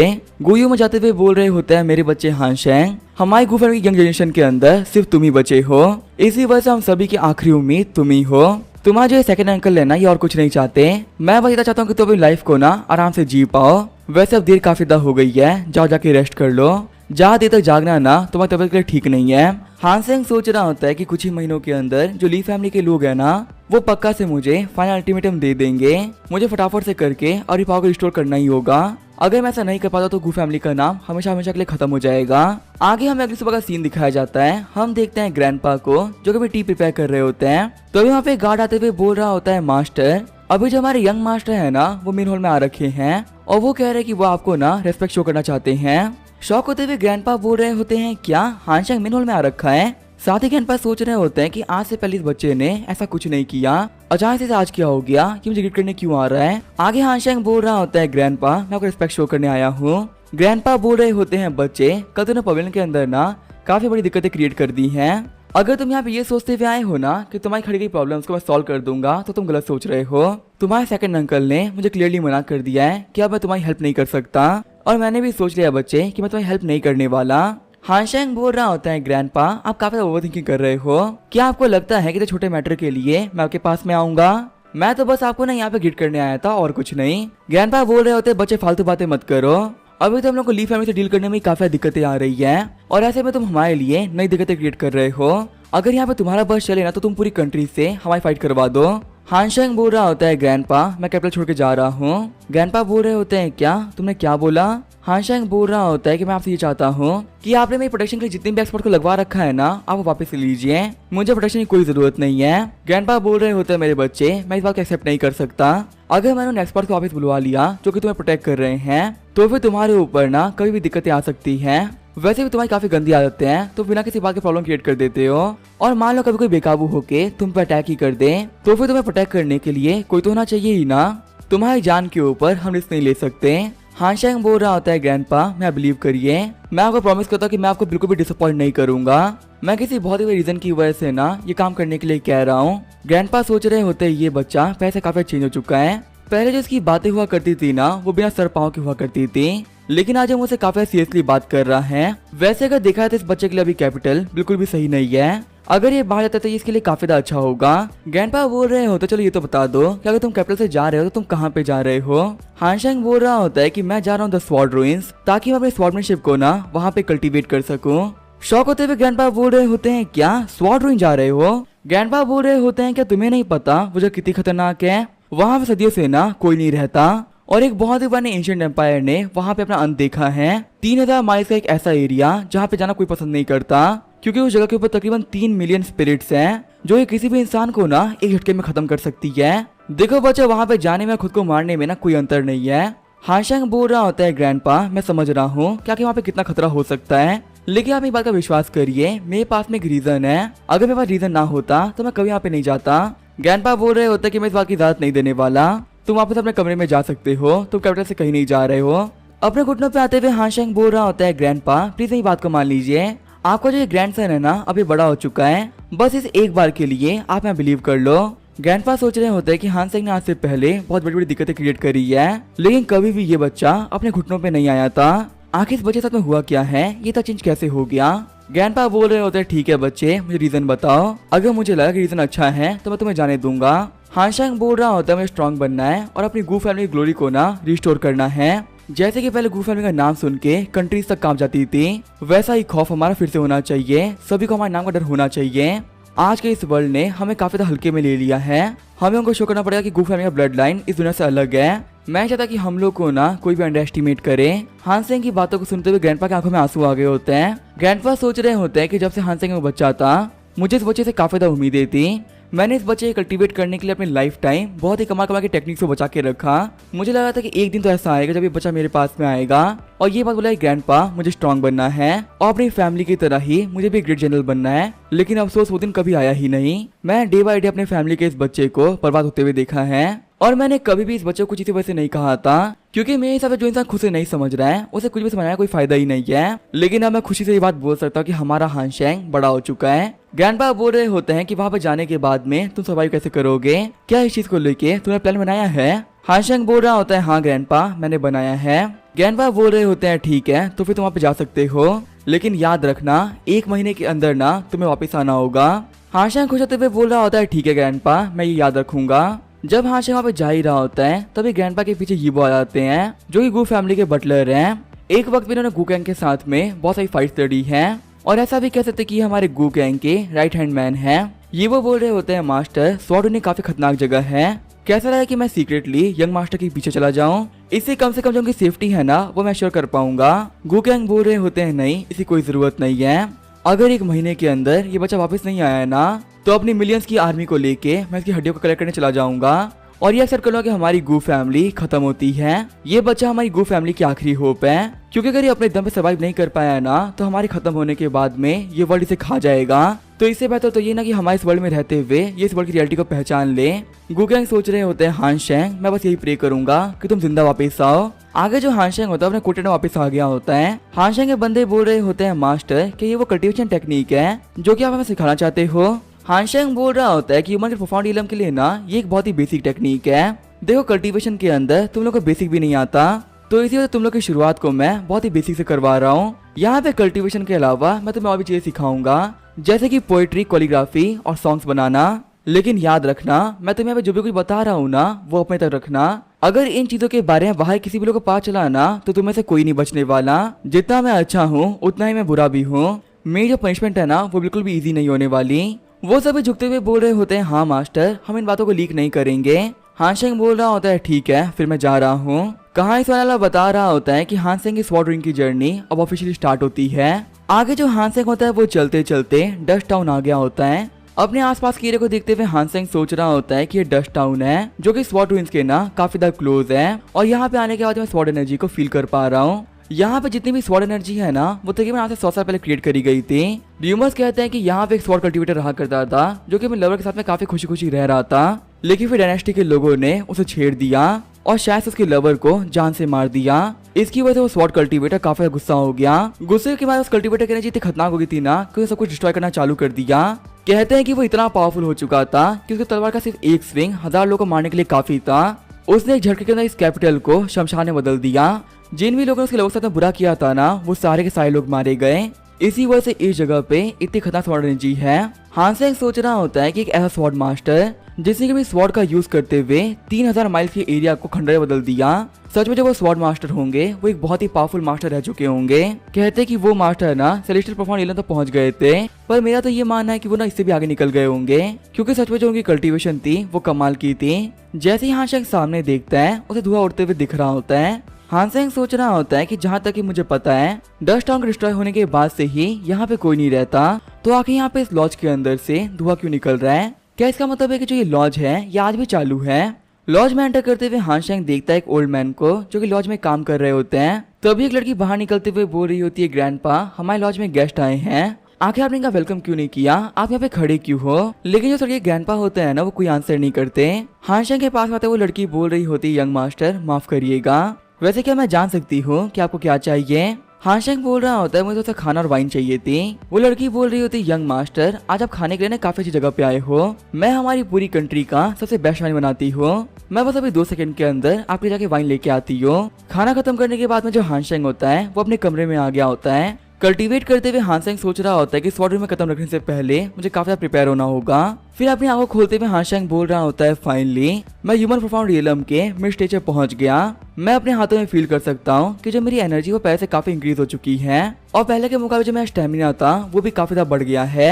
अब बस मेरे लिए यहाँ पे वो चीज अचीव करनी बाकी है जो कि मैं स्वॉर्ड में अचीव करने के लिए आया था। आगे हमें अगली सुबह का सीन दिखाया जाता है। हान शेंग बोल रहा होता है मिस वैन आपका शुक्रिया, सच में आपके लॉज के अंदर आपने मेरा काफी अच्छा ख्याल रखा। मिस वैन बोल रही होती यंग मास्टर अपने रास्ते पे ख्याल रखिएगा, और अगर आपको मौका मिले तो मेरे लॉज पे जरूर से वापस आइएगा। जाते हुए हान शेंग बोल रहा होता है हाँ जरूर, लौट तक मैं यहाँ पे जरूर आऊंगा। वही जो वहाँ पे वो ग्रैंडपा होते हैं वो हान शेंग को जाते हुए देख रहे होते हैं। आगे जो हान शेंग होता है वो स्वॉर्ड रिंग के अंदर आ गया होता है। हान शेंग सोच रहा होता है कि पूरे 100 साल बीत चुके हैं लेकिन फिर भी यहाँ पे स्वॉर्डलाइट है। जिस भी स्वॉर्ड मास्टर ने यहाँ पे फाइट करी थी ना वो एक बहुत बड़ा जीनियस होगा, और मुझे लगता है कि स्वॉर्ड के मामले में उस बंदे से कोई भी आगे निकल सकता है। उस बंदे के स्वॉर्ड अटैक न्यूक्लियर अटैक जैसे थे जो कि सालों के बीतने के बावजूद भी ना हील नहीं हो पा रहे। मेरी प्रीवियस लाइफ के अंदर ना मैंने बहुत कुछ सीखा था, लेकिन पर्टिकुलरली किसी भी एक चीज को मैं मास्टर नहीं कर पाया था। मैंने ना कल्टीवेशन के अंदर काफी ज्यादा मेहनत करी थी, इसी से मैं सेलेस्टियल प्रोफाउंड इलम में पहुंच गया था। लेकिन कभी कभी मेरा ऐसा फील होता था कि मैंने किसी भी एक बात को मास्टर ना करके बहुत बड़ी गलती करी है। एक पॉइंट के आने का तो समझ में ही नहीं आ रहा था कि आखिर अब मैं क्या करूं। इस वर्ल्ड के अंदर मैं सबसे पहले अपनी 9th स्वॉर्ड ऑफ किंगशिप को रिक्लेम करूंगा। अगर मैं चाहता कि मेरी ये बॉडी स्वॉर्ड एनर्जी को समझे तो भी मुझे स्वॉर्ड एनर्जी को अपनी बॉडी के साथ में एक करना होगा। जब तक ये एक नहीं होते तब तक ये पावरफुल नहीं बनेंगे। ये बोलते हुए हान शेंग रूइंस के अंदर आगे बढ़ने लगता है। वही वहाँ पे जो स्वॉर्ड एनर्जी होती है उसकी वजह से हान शेंग की बॉडी पे कट लग रहे होते हैं। हान शेंग सोच रहा होता है कि इस बार मैं स्वॉर्ड कल्टीवेशन के अंदर कोई गलती नहीं करने वाला। अगर मैं चाहता कि स्वॉर्ड कल्टीवेशन के अंदर मैं महारत को हासिल कर लूं, तो मुझे भी अपनी स्वॉर्ड की तरह शार्प होना होगा। अपनी इस बेकार सी बॉडी को मुझे स्वॉर्ड बॉडी बनाना होगा। अगर मैंने ये कर लिया तो मैं पावरफुल बन सकता हूँ। हानशेंग वहाँ पे चलते वक्त blood moon sword body technique को यूज कर रहा होता है। अगर आपकी बॉडी इस टेक्निक को सर्वाइव कर लेती है तो आप बहुत पावरफुल बन जाते हो। अगर आप ह्यूमन परफॉर्म डीलर के मिड स्टेज पे हो तो भी आप काफी ज्यादा इजीली अर्थ परफॉर्म डीलर के बंदों से फाइट कर सकते हो। और अगर आपने इस टेक्निक को परफेक्ट कर लिया ना, तो फिर सेलेस्टियल रियल्म के नीचे ऐसा कोई बंदा नहीं होगा जो कि आपसे फाइट कर सके। जितनी पावरफुल आपके पास है मार्शल आर्ट होगी, उतनी पावरफुल आपकी टेक्निक बनती जाएगी। ब्लड मून स्वॉर्ड बॉडी एक एक्सट्रीमली रेयर हाई क्लास की टेक्निक है जो कि पूरे मार्शल वर्ल्ड के अंदर बहुत ही कम लोगों के पास में है। आगे हम देखते हैं हानशेंग को प्रैक्टिस करते करते रात हो गई होती है। हानशेंग रूइंस के अंदर बैठ के 9 स्वॉर्ड ऑफ किंगशेंग को मास्टर कर रहा होता है, जो कि एक अर्थ टाइप की बेसिक स्वॉर्ड टेक्निक है। अगर हानशेंग इस टेक्निक को मास्टर कर लेता है तो अपनी स्वॉर्ड का यूज करते हुए बहुत ही बड़े ब्लास्ट कर सकता है। हानशेंग सोच रहा होता है कि मुझे अपनी blood moon sword body technique के अंदर अभी थोड़ी सक्सेस ही मिली है और इसकी वजह से जो मेरी कल्टीवेशन है वो ह्यूमन रियल्म के पीक पे पहुंच चुकी है। मानना पड़ेगा इस टेक्निक के ना अपने कुछ कमाल के बेनिफिट्स हैं, पर मेरे हिसाब से स्वॉर्ड रूइन के अंदर ना और भी बहुत सी कमाल की अपॉर्चुनिटीज होनी चाहिए थी। यहाँ पे आने के बाद से ही मुझे ऐसा कुछ भी नहीं मिला जिसको कि लेने के बाद में मैं कह सकूं कि मुझे स्वॉर्ड रूइन में फायदा हुआ है। तो अभी सामने की तरफ देखते हुए हानशेंग बोल रहा होता है कि शायद से वहाँ पे कुछ तो है, शायद से ये वो स्वॉर्ड इंटेंट है जो कि स्वॉर्ड मास्टर ने छोड़ा था। अगर ये मुझे मिल जाता है ना तो ये मेरे लिए काफी ज्यादा अच्छा हो सकता है। फिर हानशेंग आगे बढ़ते हुए उस इंटेंट को पकड़ लेता है। हानशेंग सोच रहा होता है अगर इस इंटेंट को मैं थोड़ा सा भी रिफाइन कर लिया ना, तो फिर जो मेरी 9 स्वॉर्ड ऑफ किंगशेंग है वो बहुत ही इंप्रूव कर जाएगी और ये मेरी पर्सनल कल्टीवेशन के लिए काफी ज्यादा अच्छा है। तभी हानशेंग नोटिस करता है कि उस स्वॉर्ड इंटेंट को वो कंट्रोल नहीं कर पा रहा होता। हानशेंग सोच रहा होता है मानना पड़ेगा ये स्ट्रगल कर रही है, पर कोई बात नहीं, मुझे नहीं लगता कि मेरे हाथों में आने के बाद ये निकल पाएगी। ये बोलते हुए हानशेंग पूरी पावर का यूज करते हुए उसे पकड़ लेता है। थोड़ी देर बाद में हानशेंग बोल रहा होता है कि मेरे 9 स्वॉर्ड ऑफ किंगशेंग का जो पहला मूव था वो मैंने मास्टर कर लिया है। हानशेंग सोच रहा होता है कि जब डूशेंग वीक थे तो अपने लोगों को नहीं बचा पाए थे, और वहीं जब वो पावरफुल बने तो उन्होंने देखा कि उनके आसपास के सभी लोग मर चुके हैं। सच में एक ऐसा जीनियस जो कि सदियों में सिर्फ एक ही बार होता है। अपने परिवार और अपने लोगों के चक्कर में रह के वो कुछ भी नहीं कर पाया। आखिर में वो फेमस भी इसी वजह से है क्योंकि उसने कंट्री को डिस्ट्रॉय कर दिया था। सच में स्वॉर्ड मास्टर की किस्मत बहुत ही खराब रही होगी। पावर होने के बावजूद इस बंदे को अकेलापन देखना पड़ा है। तभी हानशेंग को रूइन के अंदर से ब्लड किस बनाना शुरू होती है। हानशेंग सोच रहा होता है यहाँ पे कुछ तो अजीब है। वही हम देखते हैं डीमन को जो कि बोल रहा होता है कि जिंदा इंसान खाए हुए काफी टाइम हो गया था, आज तो यहाँ पे खाना खाने में मजा ही आ जाएगा। फिर वो हानशेंग के सामने आते हुए बोल रहा होता है लड़के आज तुम्हें डिनर हो। हानशेंग बोल रहा होता है कि तुम एक 100 साल पुराने स्पिरिट हो जो कि डीमन में चेंज हो चुका है और तुम्हें यहाँ पे लग रहा है कि तुम मुझे काफी ज्यादा इजीली मार लोगे। वो डीमन गुस्सा करते हुए बोल रहा होता है लड़के तुम ह्यूमन परफॉर्म डीलर में ही हो और इतने कमजोर होने के बावजूद भी तुम आखिर इतना एरोगेंट कैसे बन पा रहे हो। देखते हैं कि मेरे अटैक को झेलने के बाद में तुम सिमेट कर पाते हो या नहीं। ये बोलते हुए हानशेंग के पास अटैक कर देता है, लेकिन वहाँ पे अपने बैरियर का यूज करते हुए हानशेंग ने खुद को बचा लिया होता है। घबराते हुए डीमन बोल रहा होता है लड़के तुम आखिर हो कौन, तुम यहाँ पे स्वॉर्ड मास्टर की स्वॉर्ड एनर्जी को कंट्रोल कर पा रहे हो। मैंने आज तक ये काम करते हुए किसी को नहीं देखा था, तुम ये पहले इंसान हो।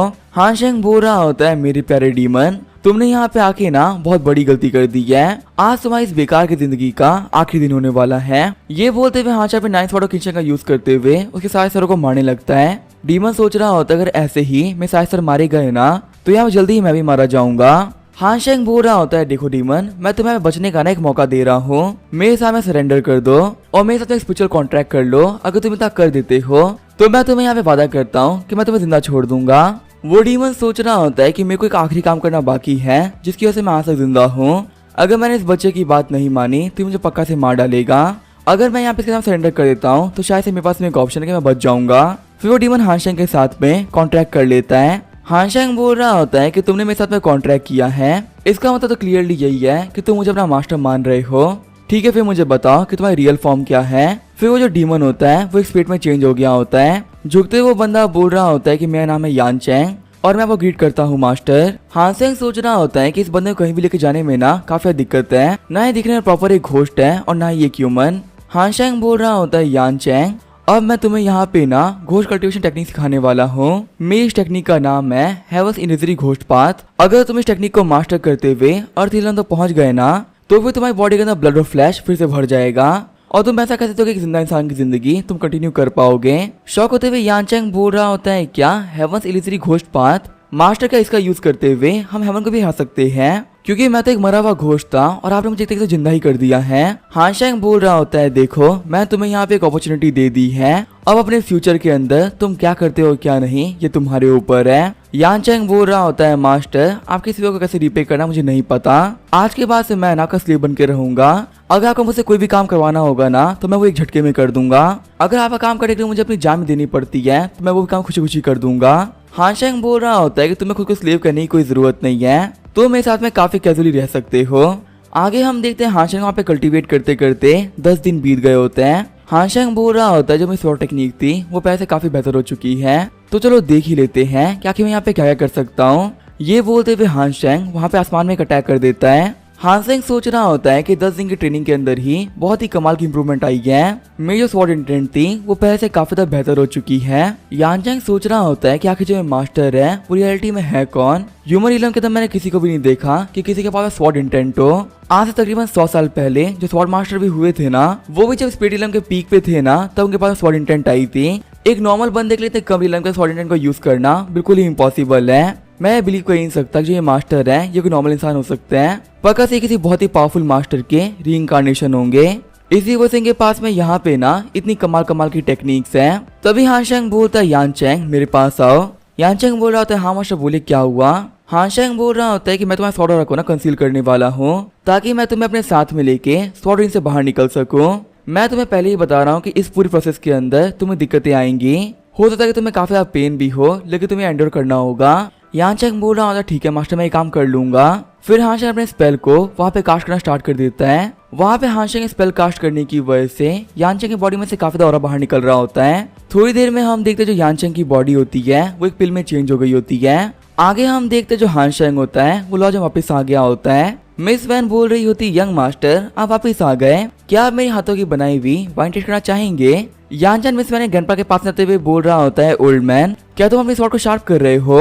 हान चैंग बोल रहा होता है कि तुम्हारे हाथों में ना बहुत ही रेयर हैवी आयरन है, यहाँ तक कि तुम जो आयरन को फोर्ज भी कर रहे हो तो यहाँ पे स्वॉर्ड इंटेंट बाहर निकल रहा है। मैं ये बात कह सकता हूँ कि ओल्ड मैन तुम एक बहुत ही कमाल के रिफाइनिंग मास्टर रह चुके होगे। ओल्ड मैन बोल रहा होता है कि आज के इस पूरे वर्ल्ड के अंदर सिर्फ और सिर्फ एक ही इंसान है जो कि मेरी बनाए हुए डिवाइन स्वॉर्ड का वर्दी है, उसके अलावा पूरी दुनिया में ऐसा कोई नहीं जो कि स्वॉर्ड को छू भी सके।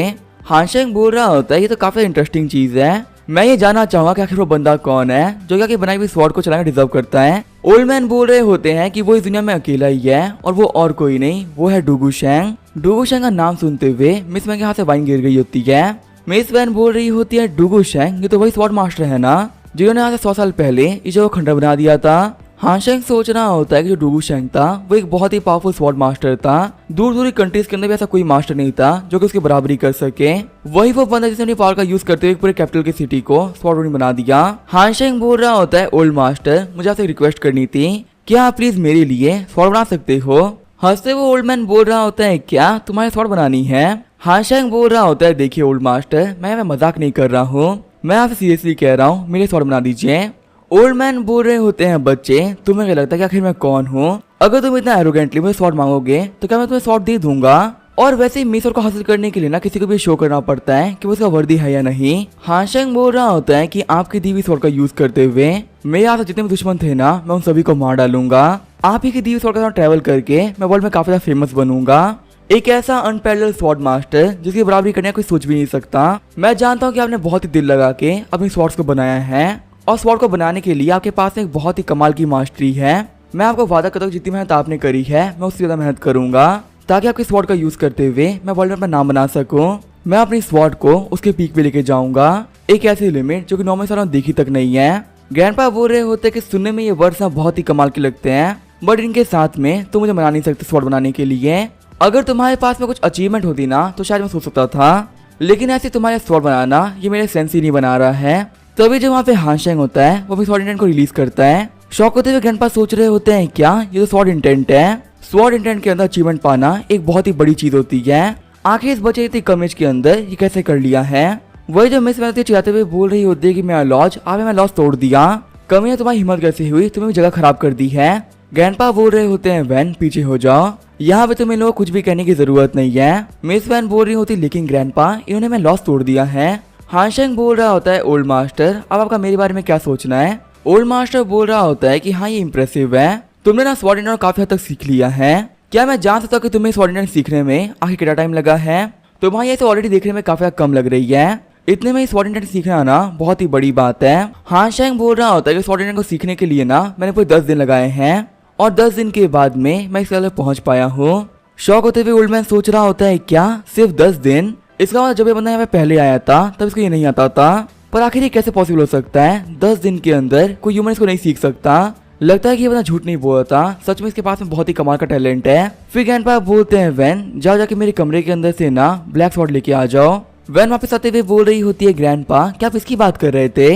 ग्रैंडपा बोल रहे होते लड़के ये देखो ये है मेरी स्वॉर्ड जिनहोंग। हान शेंग बोल रहा होता है यहाँ पे स्वॉर्ड पे कुछ लिखा हुआ है, इसका नाम है जिनहोंग स्वॉर्ड और ये अपने एक स्ट्राइक के साथ में ही ना बहुत सारे लोग को मार सकती है। चलो ट्राई करके देखते हैं कि आखिर कितनी पावरफुल है। ये बोलते हुए हान शेंग वहाँ पे स्ट्राइक लगा देता है। हम देते हैं हान शेंग की स्ट्राइक की वजह से लॉज में बहुत बड़ा ब्लास्ट हो गया होता है और जो पूरी लॉज की छत होती है वो भी उड़ जाती है। हान शेंग बोल रहा होता है कि स्वॉर्ड के अपने हाथ में होने की वजह से जो मेरी पावर थी वो 60% से बढ़ चुकी है। मानना पड़ेगा जो स्वॉर्ड है ना ये तो एक डिवाइन स्वॉर्ड है। मिस वैन बोल रही होती है कि तुम तो एक बहुत ही बड़े कमीने हो, तुमने मेरे लॉज को डिस्ट्रॉय करके रख दिया है, अब मैं इस लॉज में कौन ही आएगा। तभी हान शेंग बोलता है कि यंग मास्टर ने तुम्हारे लॉज को डिस्ट्रॉय किया है, इसी वजह से उनकी तरफ से ये लोग कंपनसेशन। मिस वैन सोच रही होती है कि आखिर इस नोट के अंदर कितने जीरोज हैं। खुश होते हुए मिस वैन बोल रही होती है कि आप तो तुम्हारे प्यारे गेस्ट हो, अगर आपको लॉज के अंदर ना और भी स्ट्राइक करनी हो तो आप कर सकते हो, यहाँ पे इन पैसे का यूज करते हुए मैं नया लॉज खरीद लूंगी। हान शेंग सोच रहा होता है कि वक्त के साथ में जितनी मेरी कल्टीवेशन इंप्रूव करेगी ना ये स्वॉर्ड डे बाय डे मेरे उतनी कम काम की होती जाएगी।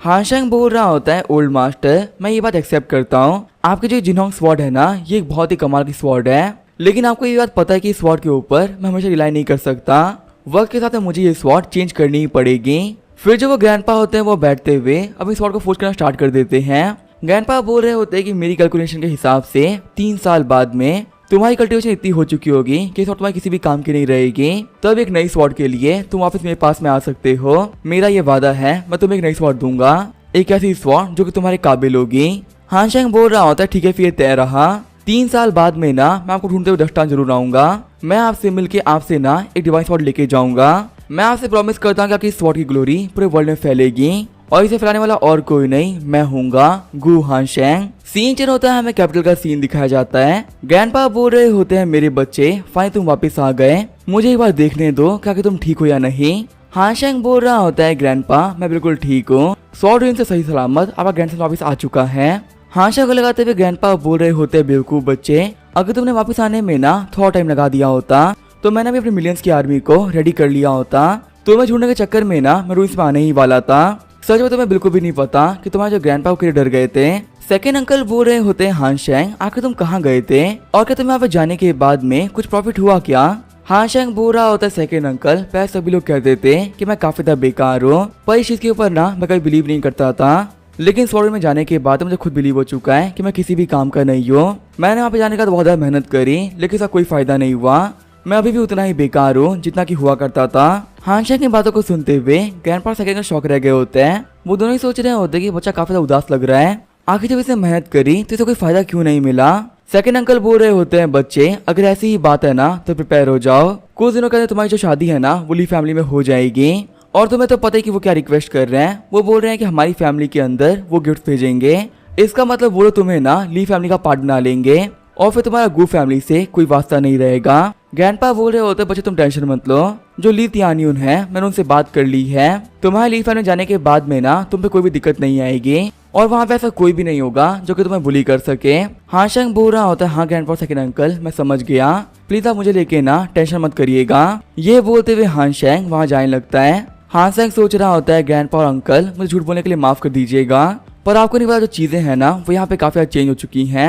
आज यहाँ पे शेंग सोच रहा होता है ग्रैंडपा सेकंड अंकल मुझे माफ कर दीजिए, मैंने आप लोगों से यहाँ पे झूठ बोला है। गुस्सा करते हुए सेकंड अंकल बोल रहे होते हैं कि हमारे साथ वैसा क्यों हो रहा है, आज तक हमारी गू फैमिली के जितने भी लोग हुए हैं ना उन सभी के पास बहुत ही कमाल के टैलेंट थे, सिर्फ हमारा हान शेंग ऐसा क्यों है जो कि स्वॉर्ड में जाने के बाद में भी कुछ नहीं कर पाया, आखिर इस बच्चे की किस्मत इतनी खराब कैसे हो सकती है। ग्रैंडपा सोच रहे होते हैं कि शायद से अब हेवंस भी चाह रहा है कि हम लोग ना बचे, ये हमारी गू फैमिली का अंत है। बाहर आने के बाद में हान शेंग सोच रहा होता है ग्रैंडपा सेकंड अंकल मुझे माफ कर दीजिए, मुझे आप लोगों को बताना था कि अब मैं कल्टीवेट कर सकता हूँ, लेकिन मैं यहाँ पे ऐसा नहीं कर सकता क्योंकि कैप्टन हमारे लिए काफी खतरनाक हो चुका है। सभी लोगों को लग रहा था कि जो हमारी गू फैमिली वो डिस्ट्रॉय होने वाली है और अगर ऐसे में मैंने अचानक से ना काफी अच्छा परफॉर्म करना स्टार्ट कर दिया तो यहाँ के सभी लोग मेरे पीछे पड़ जाएंगे और भले मैं यहाँ पे कितना ही पावरफुल क्यों ना बन जाऊं, सबसे एक साथ फाइट करना काफी ज्यादा मुश्किल होगा। जल्दी यहाँ पे सभी लोगों को पता चल जाएगा कि मेरे पास पावर आ चुकी है।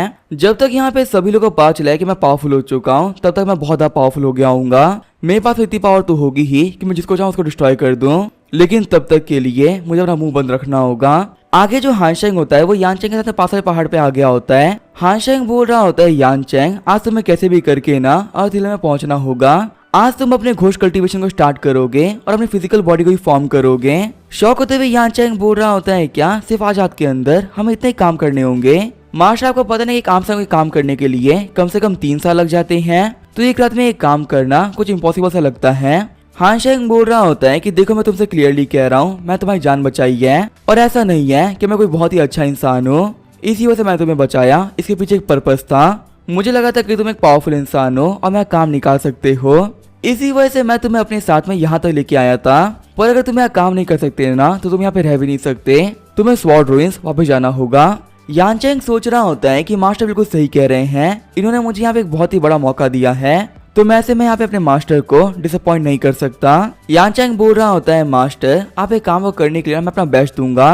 बैठते हुए हानशेंग बोल रहा होता है कि तुम यहाँ पे घोष कल्टीवेशन करने वाले हो और ये जो कल्टीवेशन होती है ना ये हेवंस और अर्थ के खिलाफ होती है। और हाँ मेरी एक बात जरूर से याद रखना, जब तुम इसे कल्टीवेट कर रहे होगे ना तब तुम्हारी पास्ट की मेमोरीज तुम्हें परेशान करेगी, चाहे कुछ भी क्यों ना हो जाए अपने पास्ट में मत उलझना। अगर तुम वहाँ पे उलझ गए तो कभी निकल नहीं पाओगे। अगर तुम यहाँ पे फोकस रखते हो ना तो हेवनली पनिशमेंट तुम्हारा कुछ नहीं बिगाड़ पाएगी। फिर वहाँ पे यानचेंग ने अपनी कल्टीवेशन को स्टार्ट कर दिया होता है। अपनी मेमोरीज को देखते हुए यानचेंग सोच रहा होता है कि ये तो मैं हूँ जब मैं छोटा बच्चा था और मुझे याद है ये मेरे मॉम और डैड है, मैंने इन लोग के साथ में ना एक बहुत अच्छा टाइम स्पेंड किया है। ये लड़की आखिर ये कौन है? यहाँ पे इसको देख के ऐसा फील हो रहा है ना जैसे कि मैं इसको जानता हूँ। फिर हम देखते हैं यानचेंग के पेरेंट्स को कुछ लुटेरे मार देते हैं। लुटेरे बोल रहे होते हैं ये लोग तो बहुत ही गरीब थे, इनको मारने के बावजूद में कोई फायदा नहीं हुआ। अगर पहले पता होता ना कि इनके पास पैसे ही नहीं है तो कभी भी हम लोग इस घर में डाका डालते ही नहीं। वही जो यानचेंग होता है वो ये सब कुछ खड़ा होकर देख रहा होता है। गुस्सा करते हुए यानचेंग बोल रहा होता है कि तुम्हारी हिम्मत कैसे हुई मेरे पेरेंट्स को मारने की, अब यहाँ पे तुम सभी लोग मारे जाओगे। काफी देर तक फाइट करने के बाद में यानचेंग दोनों बंदों को मार देता है। यानचेंग बोल रहा होता है कि वो मेरा वेट कर रही है, मुझे कैसे भी करके उसके हाथ में जाना ही होगा। फिर जब यानचेंग पीछे मुड़कर देखता है तो वो देखता है अपने लवर को जो कि रोते हुए बोल रही होती है यानचेंग तुम्हें देर कर दी, तूने मुझसे क्या वादा तोड़ दिया। ये बोलते वो यानचेंग के सामने से डिसअपीयर हो जाती है। रोते हुए यानचेंग बोल रहा होता है नहीं मैं सब कुछ खो दिया, इतना कुछ करके भी मुझे यहाँ पे कुछ हासिल नहीं हुआ। प्रेजेंट में हम देखते हैं हानशेंग बोल रहा होता है इसने ये क्या कर दिया। यानचेंग अपनी मेमोरीज के अंदर ट्रैप हो चुका है, अगर ये इसे बाहर नहीं निकला ना तो नहीं बच पाएगा। चिल्लाते हुए हानशेंग बोल रहा होता है यानचेंग फटाफट से उठ जाओ, अपने इस बुरे नाइटमेयर के अंदर तुम कैद नहीं हो सकते। क्या तुम्हें जिंदगी भर एक सोल बन के रहना है? तुम्हारे पास में फ्री होने का ना ये आखिरी मौका है, होश में आ जाओ। तभी वहाँ पे आसमान में काफी खतरनाक लाइटिंग होना स्टार्ट हो गई होती है। हानशेंग सोच रहा होता है कि ये बिल्कुल भी अच्छा नहीं है, जल्दी जो हेवनली पनिशमेंट है वो स्टार्ट हो जाएगी। हानशेंग बोल रहा होता है यानचेंग फटाफट से उठ जाओ, अगर तुम यहाँ पे नहीं उठे ना तो दिक्कत हो जाएगी। तभी जो वहाँ पे यानचेंग होता है वो अपनी बॉडी को कंट्रोल करना स्टार्ट कर देता है। हानशेंग सोच रहा होता है ये तो काफी अच्छी बात है कि अर्थ हिल में ब्रेक थ्रू कर गया, अब ये अपनी बॉडी को ना रिकंडेंस कर रहा है। थोड़ी देर में यानचेंग के पास में एक रियल बॉडी आ जाएगी। चिल्लाते हुए यानचेंग बोल रहा होता है लॉर्ड मुझे भी टाइम लग जाएगा।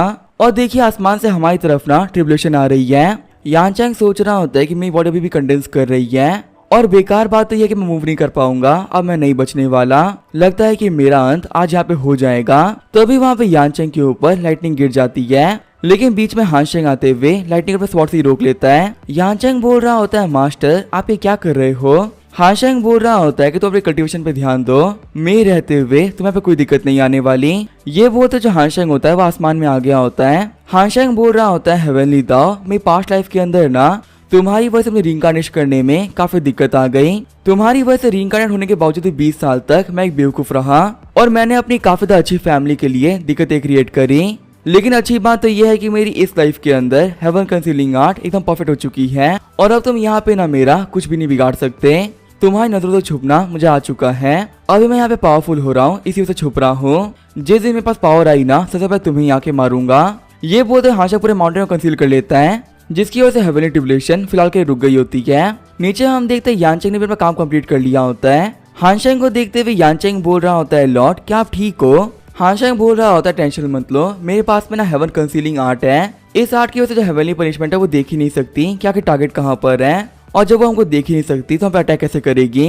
यानचेंग बोल रहा होता है मास्टर यहाँ पे एक चीज है जो कि मैं बिल्कुल भी समझ में नहीं आ रही। आप एक कंसीलिंग आर्ट को यूज करने से पहले जो ट्रिब्यूलेशन थी वो आप पे अटैक कर रही थी, लेकिन जहां तक कि मुझे पता है जो ट्रिब्यूलेशन होती है ना वो उस इंसान पे गिरती है जो कि इसका टारगेट होता है। बिना किसी बात के यहाँ पे क्यों गिर रही थी। हानशेंग बोल रहा होता है कि ऐसा इसी वजह से क्योंकि ये मेरी सेकंड लाइफ है और इसको हाथ से मैंने खुद से ही किया है।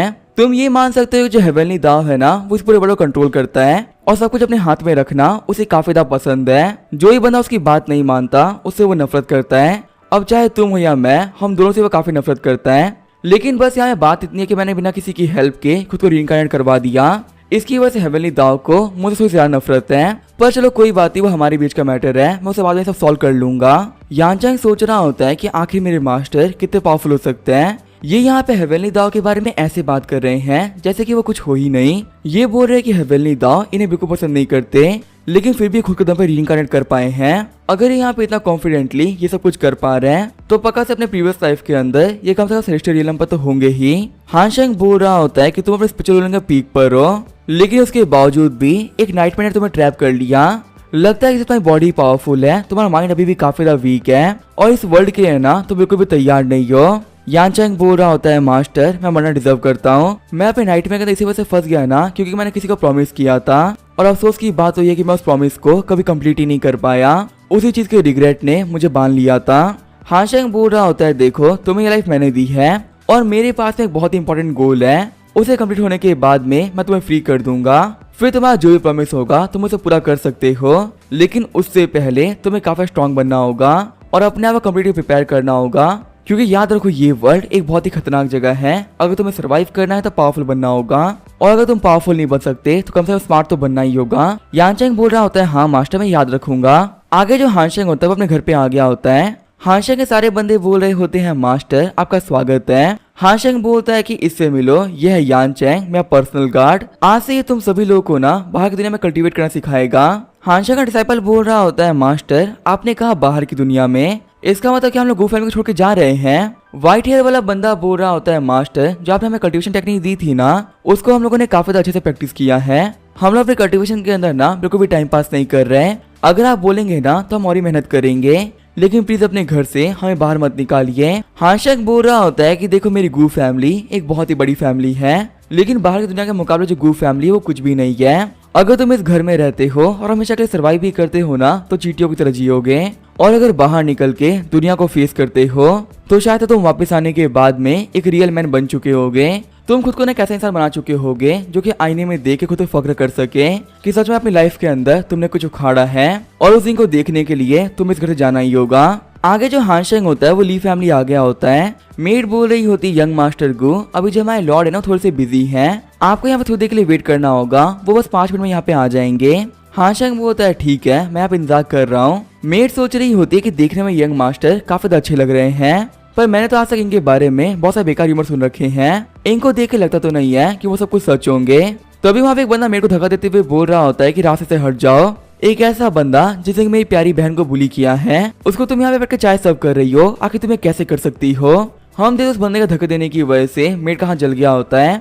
हानशेंग बोल रहा होता है कि पहले तुम जाके ना अपने हाथ का इलाज करा लो, अगर तुमने अभी इलाज नहीं करवाया तो तुम्हें हाथ पे ना घाव का निशान रह जाएगा। मेड बोल रही है ठीक है मास्टर मैं जा रही हूँ। हम जो बंदा यहाँ पे आया होता है वो होता है ली युजुआन। हानशेंग बोल रहा होता है कि मैं पूछ सकता हूँ कि तुम कौन हो। ली युजुआन बोल रहा होता है कि मेरा नाम है ली युजुआन और मैं किनरो का कजिन हूँ। हानशेंग बोल रहा होता है क्या तुम यहाँ पे ली फैमिली की तरफ से मुझसे बात करने के लिए आए हो। युजुआन बोल रहा होता है नहीं मैं उनकी तरफ से नहीं आया, मैं तो यहाँ पर्सनली बात करने के लिए आया था। हानशेंग बोल रहा होता है लेकिन मैं यहाँ पे गू फैमिली की तरफ से बात करने के लिए आया हूँ। मेरे पास में ना इतनी अथॉरिटी तो है कि मैं अपनी फैमिली को रिप्रेजेंट कर सकता हूँ, लेकिन तुम्हारे पास में इतनी अथॉरिटी नहीं है, इसी वजह से मैं तुम्हें खुद से बात करने काबिल नहीं समझता। युजुआन बोल रहा होता तुम्हारी हिम्मत कैसे हुई ऐसी फालतू बातें करने की, तुम्हें नहीं पता मैं भी अपनी फैमिली में ना काफी ज्यादा इंपॉर्टेंट हूँ। तभी वहाँ पे ली तियानिन आते हुए बोल रहे होते हैं बेवकूफ बच्चे आखिर तुम यहाँ पे क्या कर रहे हो। ये जुआन बोल रहा होता है ग्रैंडपा आप यहाँ पे। ग्रीट करते हुए हांशेंग बोल रहा होता है लॉर्ड ली आपसे मिलकर अच्छा लगा। ली त्यान्यून बोल रहे होते हैं बच्चे भले गेस्ट कोई भी हो वो गेस्ट होता है, अगर तुम उनके सामने गंदा बिहेव करते हो तो इसे किसकी बेइज्जती होगी। तुम्हें क्या लगता है ये सब करके तुम काफी कूल दिख रहे हो, लेकिन मैं तुम्हें बता तुम काफी बेकार दिख रहे हो, अभी के अभी यहाँ से बाहर निकल जाओ। ये जुआन बोल रहा था ठीक है ग्रैंडपा मैं ऐसे जा रहा हूँ, मैं तो बस यहाँ पे ऐसे घूमते घूमते आ गया था। बैठते हुए ली त्यान्यून बोल रहे होते हैं कि देखो मुझे पता है क्या कि तुम यहाँ पे किस सीजन की वजह से आए हो, लेकिन मैं तुमसे यही कह रहा हूँ कि अपने आइडिया के ऊपर ना गिव अप कर दो। सभी को पता है कल्टीवेशन के अंदर तुम कुछ नहीं कर पाए, और सभी को ये भी पता है कल्टीवेशन के अंदर ना तुम कुछ कर भी नहीं पाओगे। तुम्हारा ऐसा बंदा ली फैमिली में शादी कर पा रहा है ये एक बहुत ही बड़ी बात है, अगर तुम गू फैमिली से ना होते ना तो तुम्हें ये मौका नहीं मिलता। हांशेंग बोल रहा होता है क्या आप श्योर हो कि मैं कल्टीवेशन में एक वेस्ट हूँ, क्या आप ये गारंटी कर सकते हो कि मैं यहाँ पे कुछ नहीं कर सकता। लॉर्ड ली सोच रहे होते हैं कि आखिर ये बच्चे एरोगेंटली बात कैसे कर सकता है, इसको देखते मैं बता सकता हूँ इसकी बॉडी के अंदर बिल्कुल भी स्पिरिचुअल एनर्जी नहीं है। लॉर्ड ली बोल रहे होते हैं बच्चे तुम्हारी बॉडी में बिल्कुल भी एनर्जी नहीं है, तुम्हारा जो डेंटियान है वो बिल्कुल खाली पड़ी हुई है, अगर तुम्हें एक वेस्ट कहा जाए तो एकदम परफेक्ट वर्ड है। तुम्हें क्या लग रहा था तुम मुझसे आके झूठ बोलोगे और मैं तुम्हारी बात को मान लूंगा, देखो मैं बूढ़ा हुआ हूँ पागल नहीं। तभी जो वहाँ पे हांशेंग होता है वो अपने कप को रखते हुए एनर्जी रिलीज करने लगता है। लॉर्ड ली सोच रहे होते हैं कि ये बच्चा तो अर्थ फिल्म के पीक पर है। लॉर्ड ली बोल रहे होते हैं यंग मास्टर को पता नहीं क्यों लेकिन मैं ना कि बॉडी के आर पर नहीं देख पा रहा हूँ। हांशेंग बोल रहा होता है कि मेरे फादर गु चैंगचुन अपनी कंट्री को बचाने के चक्कर में बहुत जल्दी ही मारे गए थे, सभी को पता है कि मेरे फादर ना होते तो ये कंट्री खत्म हो गई होती। मेरे सेकंड अंकल गु यूमो उन्होंने लगातार 100 जंगें लड़ी और 100 के 100 जीती, अपनी आखिरी जंग के अंदर उनकी बॉडी पैरालाइज हो गई थी, लेकिन वो भी इतने ग्रेट वॉरियर है कि बैटलफील्ड के अंदर पैरालाइज होने के बावजूद भी वो हारे नहीं। मेरे दोनों बड़े भाई बहुत ही कम एज के अंदर मारे गए और वो भी कोई बेवकूफ नहीं थे, वो अपनी फील्ड में जीनियस थे, अगर वो सरवाइव करते तो वो बहुत ही ग्रेट बनते। लॉर्ड ली आपको पता है कि कैपिटल में सभी लोग चाहते हैं कि मैं बैटलफील्ड में चला जाऊं, क्योंकि मेरे मरने के बाद जो गू फैमिली के एसेट्स है ना वो सभी लोगों में बटेंगे, और सभी को पता है कि गू फैमिली के पास में कितने सारे एसेट्स हैं। लॉर्ड ली बोल रहे होते हैं कि हाँ आप सही कह रहे हैं, आपकी फैमिली के अंदर आज से जितने भी लोग हुए हैं सभी काफी टैलेंटेड थे, और हमारी पूरी कंट्री के लोग आपकी फैमिली से चला करते थे, क्योंकि सभी का मानना था कि जो जीनियसेस डिकेड में एक बार होते हैं वैसा जीनियस तो गू फैमिली का हर एक बंदा ही होता है। लॉर्ड ली सोच रहे होते हैं कि जब हांशेंग 6 साल का था तो इसके बड़े भाइयों को मार दिया गया था, लगता है कि उसी वक्त से ये बच्चा स्कीमिंग कर रहा है और सभी लोग को ये दिखा रहा है कि एक बहुत ही बड़ा बेवकूफ है, जिससे कि इसके ऊपर ना कोई खतरा ना आए। इसका मतलब यहाँ पे इस बच्चे को प्लानिंग करते करते 14 इयर्स हो चुके हैं। सच में इस बंदे के पास में ना डिमोनिक इंटेलिजेंस है, कोई भी ऑर्डिनरी इंसान वो नहीं कर सकता जो कि इसने करके दिखाया है। लॉर्ड ली बोल रहे होते हैं यंग मास्टर को आपकी रियलिटी के बारे में कोई नहीं जानता, लेकिन आपने अपनी आज रियलिटी को मेरे सामने खोल दिया है। क्या आप यहाँ पे ये सब को इस शादी की वजह से कर रहे हो, क्या आपको ये डर नहीं है कि मैं आपके बारे में सभी लोगों को बता दूंगा। हांशेंग बोल रहा होता है लॉर्ड ली आप ट्राई कर सकते हैं, लेकिन मुझे नहीं लगता कि आपकी बातों पे ना कोई भरोसा करेगा। लॉर्ड ली सोच रहे होते हैं कि हाँ ये बच्चा बिल्कुल सही कह रहा है, अगर मैं सभी लोगों से बोलूंगा कि एक बेवकूफ प्ले बॉय जिसे जिंदगी पर कुछ भी नहीं किया, अचानक से वो बंदा एक बहुत बड़ा जीनियस बन चुका है जिसके पास में बेहद ही कमाल की इंटेलिजेंस भी है, तो आखिर मेरी इस बात पे कौन ही बिलीव कर लेगा। लॉर्ड ली बोल रहे होते हैं चलो मैं मान भी लेता हूँ कि यहाँ पे शादी की कंडीशंस थी, मैं उनको चेंज कर देता हूँ, लेकिन फिर भी इनको चेंज करने के लिए ना एम्पर की ज्यादा चाहिए होगी, और आखिर एम्पर से परमिशन कौन ही लेगा। हांशेंग बोल रहा होता है लॉर्ड ली सभी को पता है ना कि आप कितने कैपेबल हो, अगर आप चाहोगे तो आप काफी ज्यादा इजीली एम्पर की डिग्री को चेंज करवा सकते हो, मेरे जैसे एक जूनियर को इन चीजों को टेंशन करने की कोई जरूरत नहीं है। लॉर्ड ली बोल रहे होते हैं बच्चे तुमने सब कुछ प्लान कर रखा था ना, आज तुम यहाँ पे यही प्लान करके आए थे ना कि तुम मुझे अपनी बातों के लिए मनवा लोगे। हांशेंग बोल रहा होता चलिए आगे की बातों को करने से पहले थोड़ी चाय पी लेते हैं, वैसे भी आप काफी ज्यादा बूढ़े हो चुके हो, मैं सारी बातों को सुनने के लिए ना अभी तैयार नहीं हो। लॉर्ड ली सोच रहे होते इस बच्चे ने क्या बोला सारी बातें, क्या यहाँ पे इसके पास बताने के लिए और भी कुछ है। लॉर्ड ली बोलते हैं एक काम करो कल तुम्हें ली फैमिली आओ। हांशेंग बोल रहा होता है लेकिन क्यों। लॉर्ड ली बोल रहे होते हैं कि तुम मेरी फैमिली के अंदर गिफ्ट लेके आओगे, मैं तुम्हारी बात के लिए यहाँ पे एग्री करता हूँ। आगे हमें अगली का सीन दिखाया जाता है, हम देखते हैं गू फैमिली के जो लोग होते हैं वो ली फैमिली को गिफ्ट लेके आ गए होते हैं। बटलर बोल रहे होते हैं कि गू फैमिली आपको अपनी तरफ से जेड सील, बहुत सारे मेडिकेट आर्टिफैक्ट, बहुत सारे कमाल के एलेक्सीर्स और कुछ बहुत ज्यादा रेयर हर्ब्स जो कि मिलना काफी ज्यादा मुश्किल है। वहाँ पे शायद बंदे शौक होते हुए बोल रहे होते हैं कि जहाँ तक कि हम लोग को पता था जो गू फैमिली के गू हांशेंग थे ना वो ली फैमिली के मेंबर बनने वाले थे, लेकिन देख रहे हैं यहाँ पे शादी का जो प्रपोजल था वो चेंज हो चुका है। दूसरा बंदा बोल रहा होता है कि मुझे तो बिलीव ही नहीं हो रहा, जो लॉर्ड ली थे वो अपनी ग्रैंड डॉटर की शादी इस बेकार गू हांशेंग के साथ में कर रहे हैं, हमारी पूरी कंट्री के अंदर ना इससे बेकार और कोई नहीं है। वैसे एक बात तो माननी पड़ेगी, इस गू फैमिली के पास में ना बहुत सारा पैसा है, गू फैमिली ने आप इतने महंगे गिफ्ट दिए हैं ना, जितना कि ली फैमिली वाले लाइफ टाइम कमा के बिना हासिल नहीं कर सकते। लॉर्ड ली बोल रहे होते गू फैमिली ने यहाँ पे कमाल कर दिया, आपका जो गेस्चर था ये बहुत ही ग्रैंड था। बटलर बोल रहे होते कि जो हमारी गू फैमिली है वो ली फैमिली की रेस्पेक्ट करती है, ऊपर से ये शादी हमारे इकलौते यंग मास्टर की है, तो आगे गिफ्ट देने में हम लोग कमी कैसे ही कर सकते हैं। बटलर सोच रहा होता है कि जब यंग मास्टर ने ली फैमिली को कन्विंस कर लिया था, ये सुनकर जो मास्टर थे ना वो काफी ज्यादा खुश हो गए थे। और अच्छी बात तो ये है ना कि मैंने उनको रोक दिया था, वरना गू फैमिली का पूरा खजाना उन्होंने खाली कर दिया होता। लॉर्ड ली बोल रहे होते हैं कि रिचुअल के हिसाब से यहाँ पे हानशेंग को भी आना चाहिए था, लेकिन मुझे कहीं भी हानशेंग दिख नहीं रहा है। बटलर बोल रहा होता है कि वो आने तो वाले थे, लेकिन तभी जो एम्परर उन्होंने यंग मास्टर को पैलेस बुलवा लिया, तो इसी वजह से वो यहाँ पे आ नहीं पाए। लॉर्ड ली सोच रहे होते हैं कि लगता है जो योर मैजेस्टी थे और वो काफी ज्यादा अवेयर हो चुके हैं, मुझे पता था कि इस शादी की वजह से उनको फर्क पड़ेगा। सीन चेंज होता है, हम देखते हैं हानशेंग को जो कि इंपीरियल स्टडी रूम आ गया होता है। झुकते हुए हानशेंग बोल रहा होता है एम्परर मैं वो ग्रीट करता हूँ। एम्परर के पास वाला बंदा बोल रहा होता है कि तुम्हें एम्परर के सामने ना झुकना चाहिए।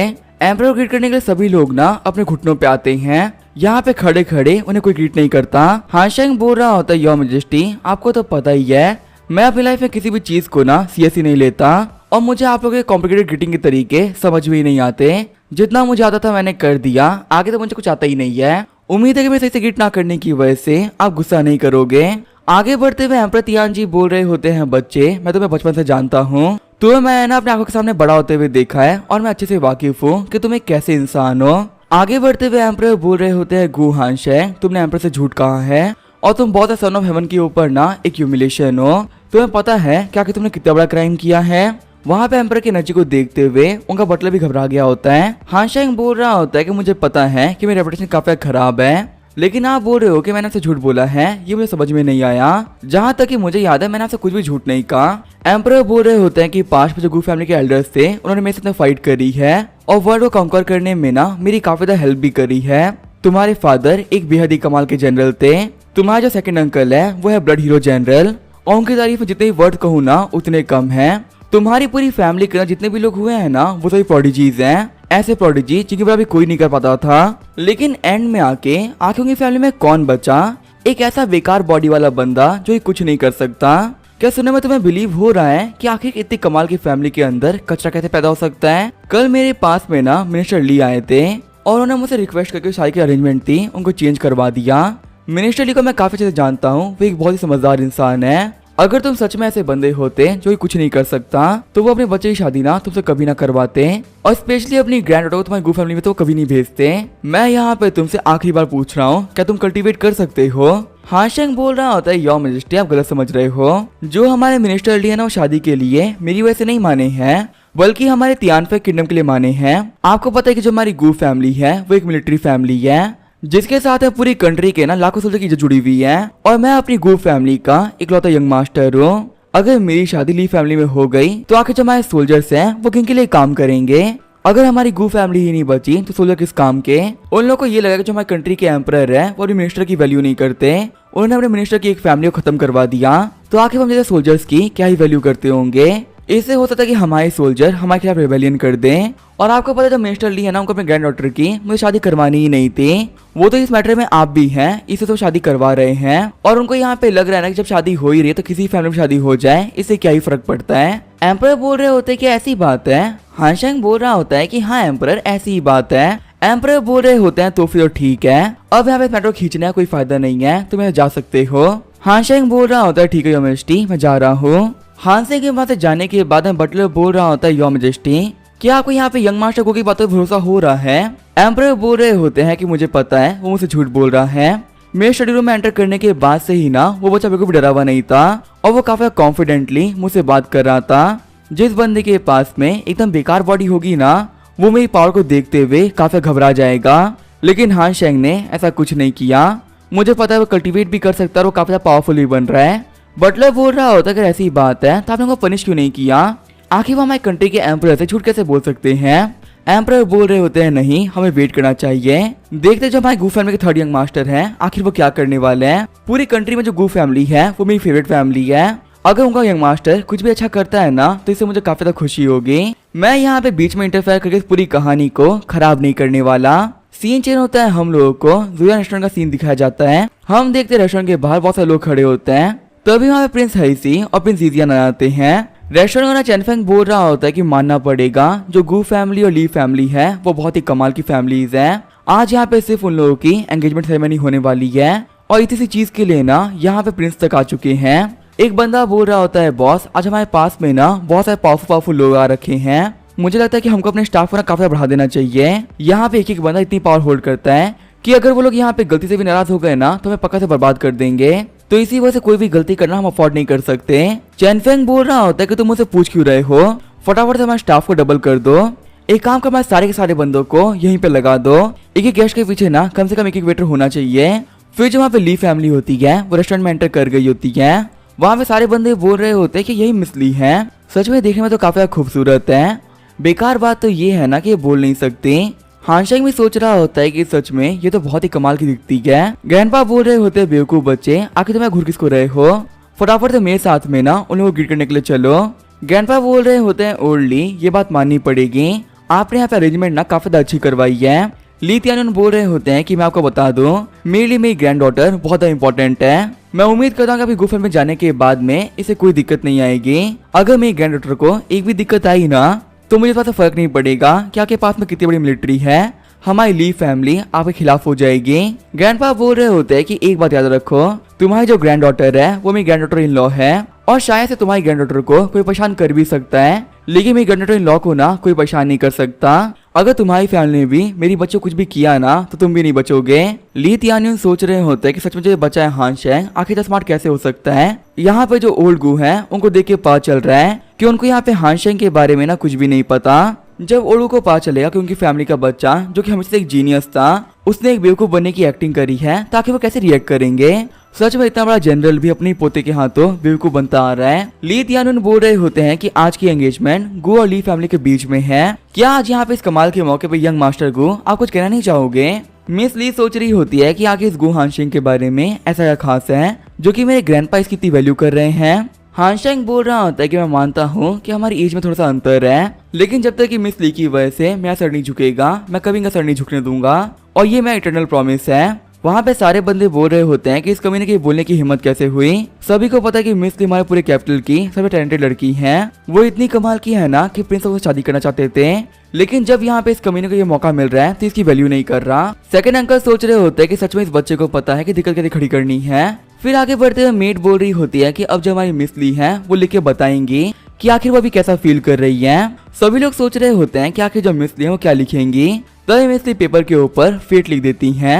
हानशेंग सोच रहा होता है कि यहाँ पे किस्मत की बात कर रही है। देखा है तो किस्मत ही वो होती है जो कि दो लोगों को साथ में लेके आती है, और किस्मत ऐसी चीज भी है जो कि दो लोगों को अलग कर देती है। अगर मैं सोचूं तो किस्मत से जुड़ी हुई यहाँ पे बहुत सारी बातें हो सकती है, लेकिन मैं क्लैरिफाई नहीं कर सकता कि मिस ली के अंदर आगे कौन सी फीलिंग है। क्या वो यहाँ पे मेरी फैमिली में जुड़ना चाहती है या फिर मुझसे अलग होना चाहती है? अगर इनको मेरी फैमिली में नहीं जुड़ना तो कोई बात नहीं, मैं भी इंसिस्ट नहीं करने वाला।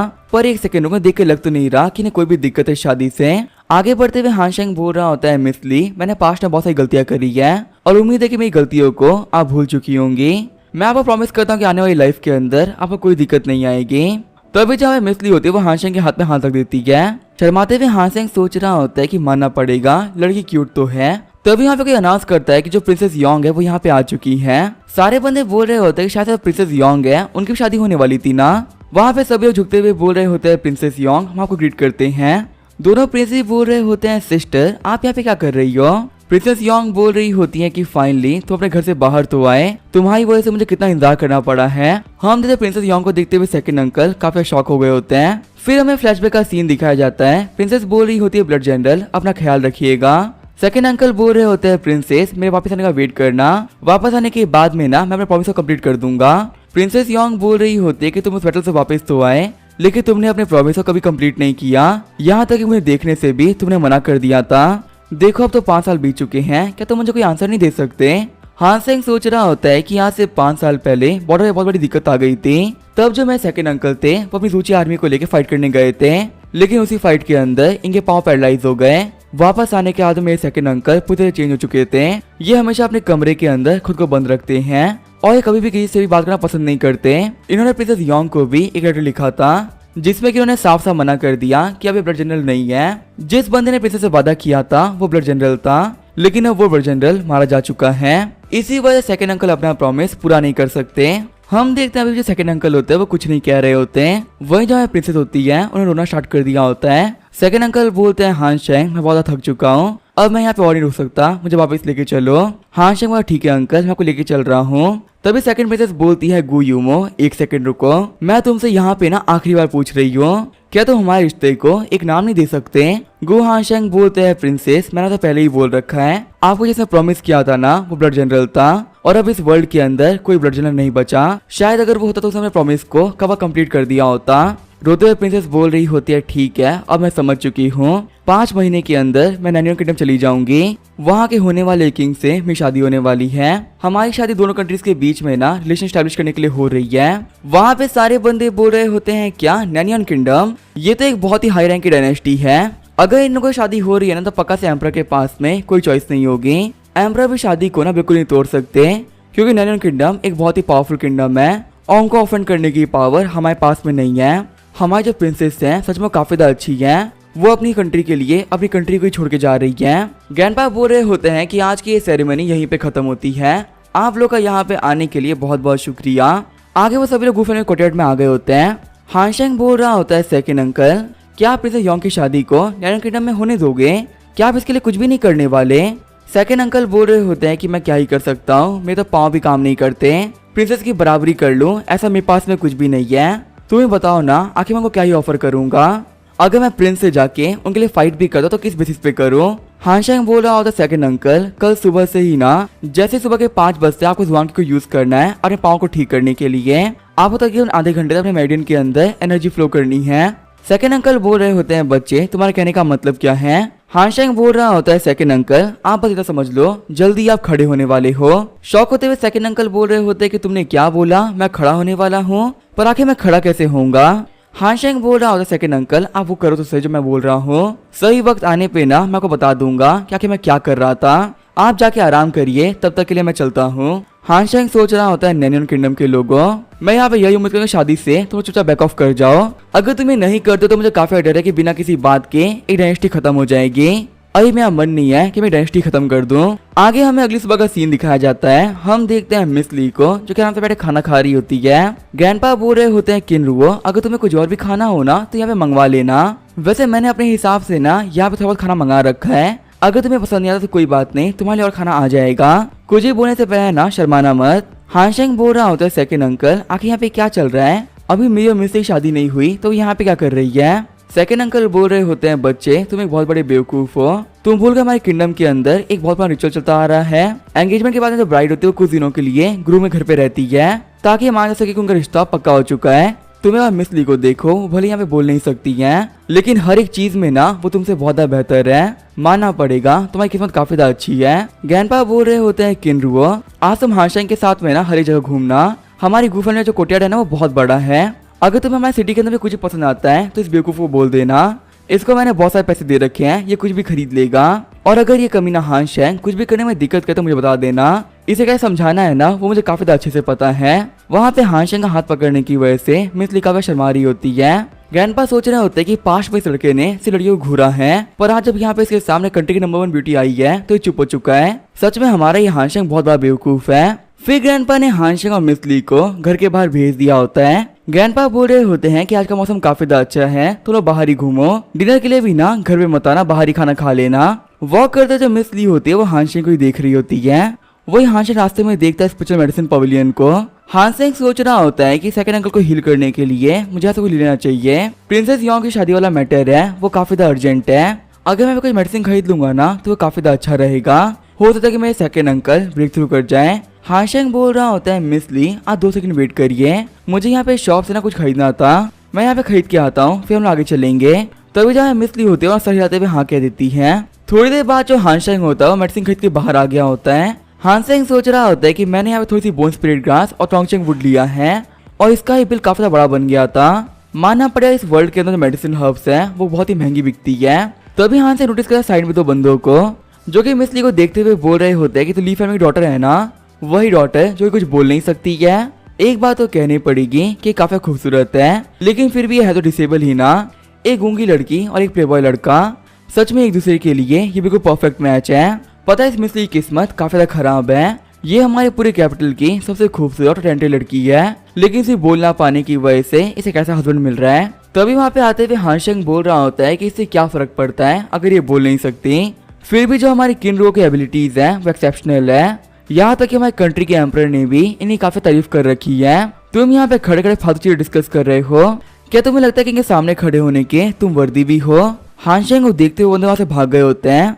वही जो मिस्त्री होती है वो बैठे बैठे शर्मा रही होती है। जब रात को बैठ के हानशेंग कल्टीवेट कर रहा होता है तभी उसके मुंह से खून निकल जाता है। हानशेंग सोच रहा होता है कि जो मेरा दाव हार्ट है वो किसी पत्थर की तरह हो चुका है, मैं चाहे कितना ट्राई क्यों ना कर लूं, मैं इसका यूज नहीं कर पा रहा हूँ। पर आखिर यहाँ पे ऐसा क्यों हो रहा है मुझे कुछ भी समझ में नहीं आ रहा। आगे इस पिक्चर में जाने में मुझे तकलीफ क्यों आ रही है। तो यहाँ पे हानशेंग को कुछ याद आता है, मुझे समझ में आ गया मेरी बॉडी में यहाँ पे ब्लड की कमी हो रही है। भले जो मैं दाव हार्ट और सोल है वो अपनी पीक पे क्यों ना पहुंच जाए, अगर जो मेरी बॉडी है उसी में कमी होगी तो ये कभी भी ना उतनी पावरफुल नहीं बन पाएगी जितनी बन सकती थी। लगता है कि अब वक्त आ चुका है कि मुझे फिर से घर से बाहर जाना ही पड़ेगा। अगले दिन हम देखते हैं शॉक होते हुए ग्रैंडपा बोल रहे होते हैं कि तुमने क्या कहा, तुम्हें बैटलफील्ड के अंदर फ्रंटियर में जाना है। मेरे बच्चे हानशेंग, कहीं तुम पागल तो नहीं हो गए हो ना? हानशेंग बोल रहा होता है ग्रैंडपा मुझे पता आप क्यों घबरा रहे हो, और फ्रंटियर के बारे में भी ना मैं अच्छे से जानता हूँ। एक बहुत बड़ा रीजन है जिसकी वजह से मुझे वहाँ पे जाना है। हानशेंग सोच रहा होता है कि मुझे लेवल अप करने के लिए बहुत सारा ब्लड चाहिए, और ये ब्लड ना मुझे फ्रंटियर में ही मिल सकता है। अगर मुझे वो नहीं मिलता है तो स्पेशल रिले में जाना बहुत मुश्किल हो जाएगा। ग्रैंडपा बोल रहे होते हैं कि मैं तुम्हें वार्निंग दे रहा हूँ, इस चीज के बारे में सोचने की कोई जरूरत नहीं है। अब तुम्हारी शादी में आखिर दिन ही कितने बाकी हैं, अगर तुम इतने जरूरी मोड में चले जाओगे तो किन्नो क्या सोचेगी। वैसे तुमने पहले ली फैमिली को ना काफी ऑफेंड कर रखा है, अभी तुम्हें ये सब कुछ करने के परमिशन नहीं देने वाला।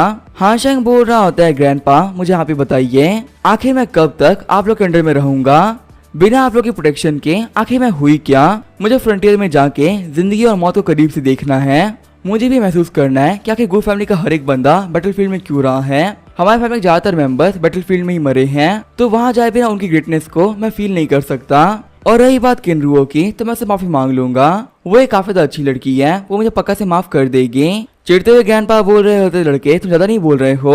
बटलर बोलता है मास्टर शांत हो जाइए। वैसे जो हमारे यंग मास्टर है ना वो बोल तो सही रहे हैं, उनके लिए दुनिया देखना बहुत जरूरी है।